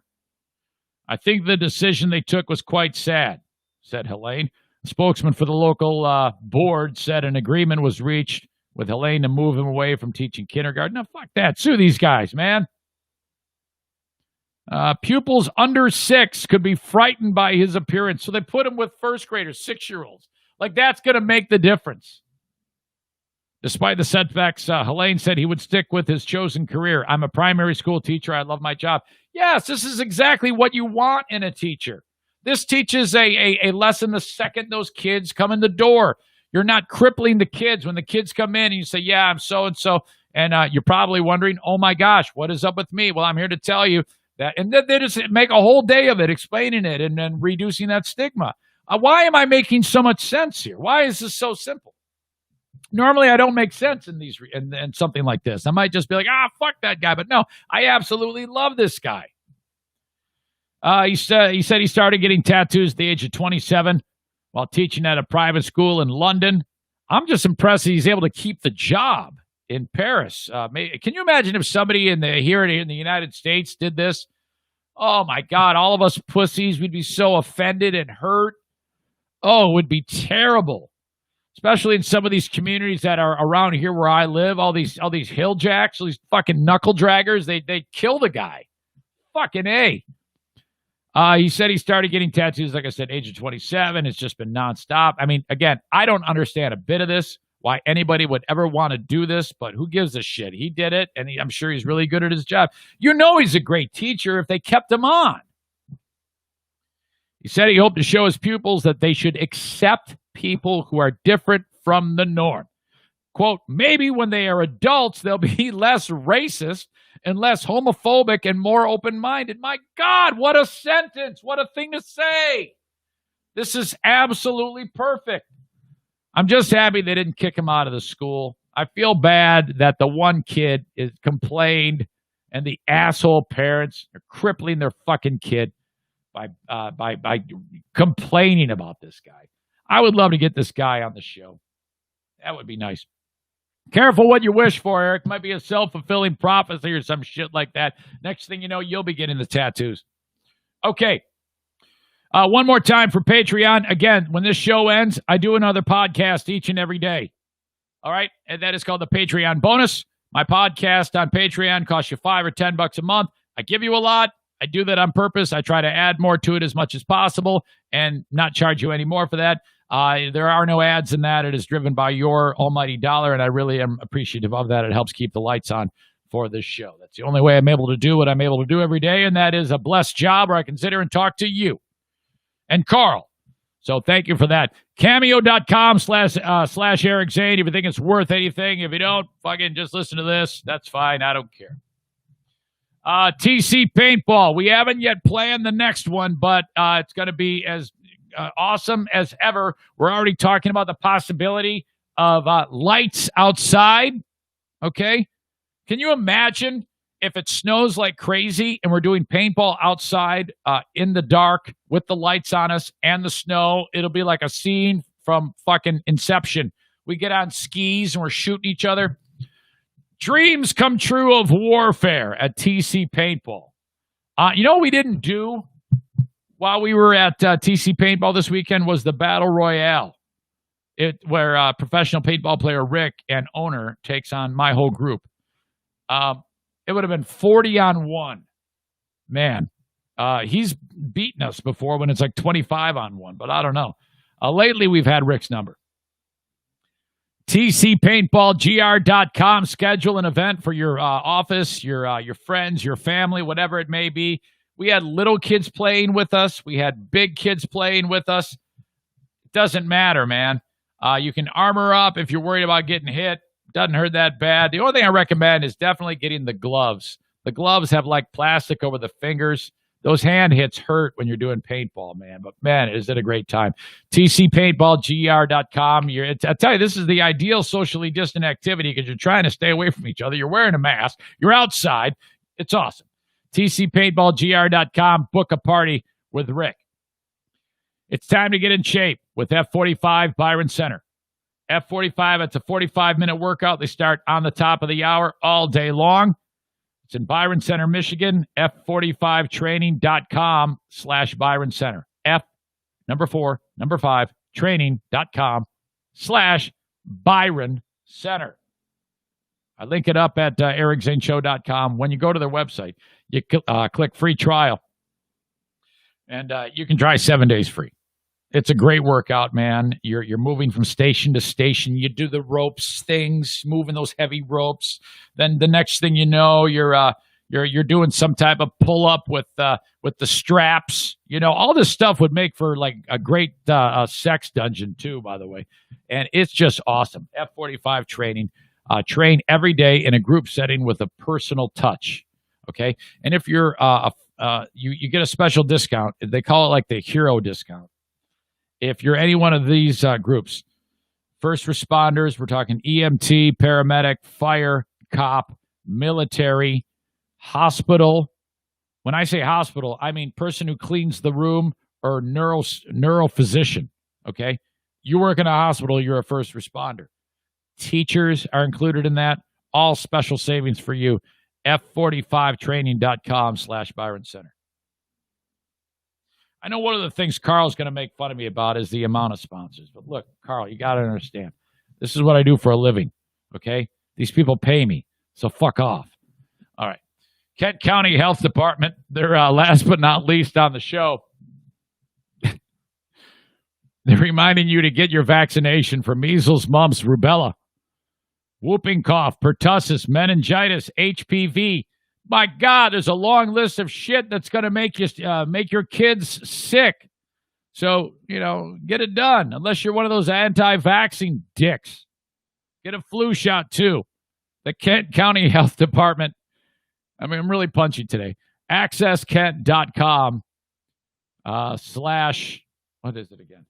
AccessKent.com/health. AccessKent.com/health. Or call them at 616-632-7100. I get email, and I want you to email me.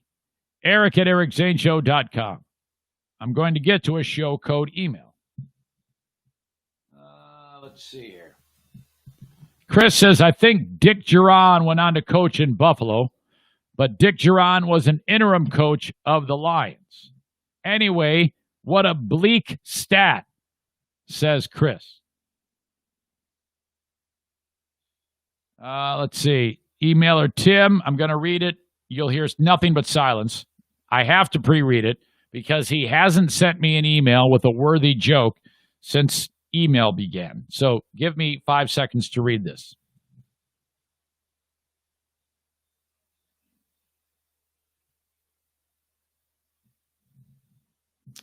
No, I'm not going to read that. That's a D-. All right, you asshole, I'll read it. It's terrible, though. Tim writes, Ford Field was trending on Twitter yesterday because so many people were tweeting for officials to pump booze into the stadium instead of random crowd noise. Actually, that might actually even be true. David with some nice thoughts for Mom, wondering how Mom's doing. I'll write back to you, David, in case you missed the podcast. Things are looking up, so hopefully she'll continue to get better. As soon as I get an update from her, I will talk about it on the Patreon bonus podcast. When I was podcasting with Ben, and I'll leave it right here for the day, it was just a stupid discussion because I told the story about how on the podcast, free podcast, last Friday that I almost had a code brown, almost touched cloth. It was the start of it. I was able to catch it in a horrific fashion, and then get up and walk away. I told Ben about there is a no farting rule on this show. I have told myself there is a moratorium on farts. I cannot fart on the show. When you do a show by yourself and it's fucking live, if I fart and it happens to be poop, I'm screwed. Holy crap. Awful. So there's a no farting rule on the Eric Zane Show podcast. But the idea was if there's ever been someone in history where they did it and they realized, oh no, that's not a fart, that's poo. And then they got like annoyed or pissed off or for whatever reason frustrated and then pushed everything back out into their pants. Like the second grunt, allowing it to just fill their pants. Has that ever like a baby would do, you know? Outside of someone who's like on the show Jackass or the Howard Stern show or wearing a diaper or something like that, pooping on purpose. Sean writes this. And from way back in the radio days, it was known as show code. If you have a story that was somewhat relevant to what is being discussed, it's your duty to share it so that I can share it with you. Sean writes this. Eric, show code moment. On the podcast with Ben and Brett, y'all asked if there was ever a moment in time where someone sharted and then just said, fuck it, and finished off the shit right then and there. Sean continues, this has happened to me. I was in middle school. It turns out I stayed home sick from the day. I was miserable, hanging out in a lazy boy recliner with my Scooby-Doo boxers and my pajama pants. And then it hit me. I had a string of squeakers creep out, the N1 resulting in a butt, what is that? Rorschach? Rorschach? That's that image, right? Where we talked about it. I'll let you look that up. I felt if I moved, he was very, very sick at the time, and if I moved, I would puke. So I didn't want to move, so I just did it. I just let it rip and finished soiling myself. What an animal. My God. I figured it's either get up, puke, and shit myself while puking, or just shit myself and then only worry about the puking part. Seemed like the lesser of two evils to divide and conquer. Boy, I don't know, man. Because then the chair's ruined, you know? I mean, maybe you could pull it off if it's a leather chair, but you're just sitting in your shit? Oh, my God.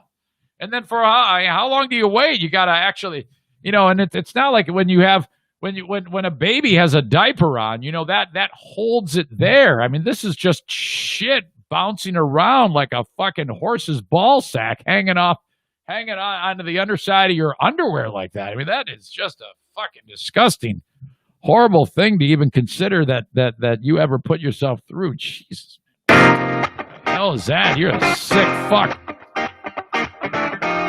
Folks, thank you so much for being part of this. More coming up on the Patreon bonus. I appreciate you checking this one out. Till next time, have a great rest of your day. The Eric Zane Show podcast is done. Bye-bye.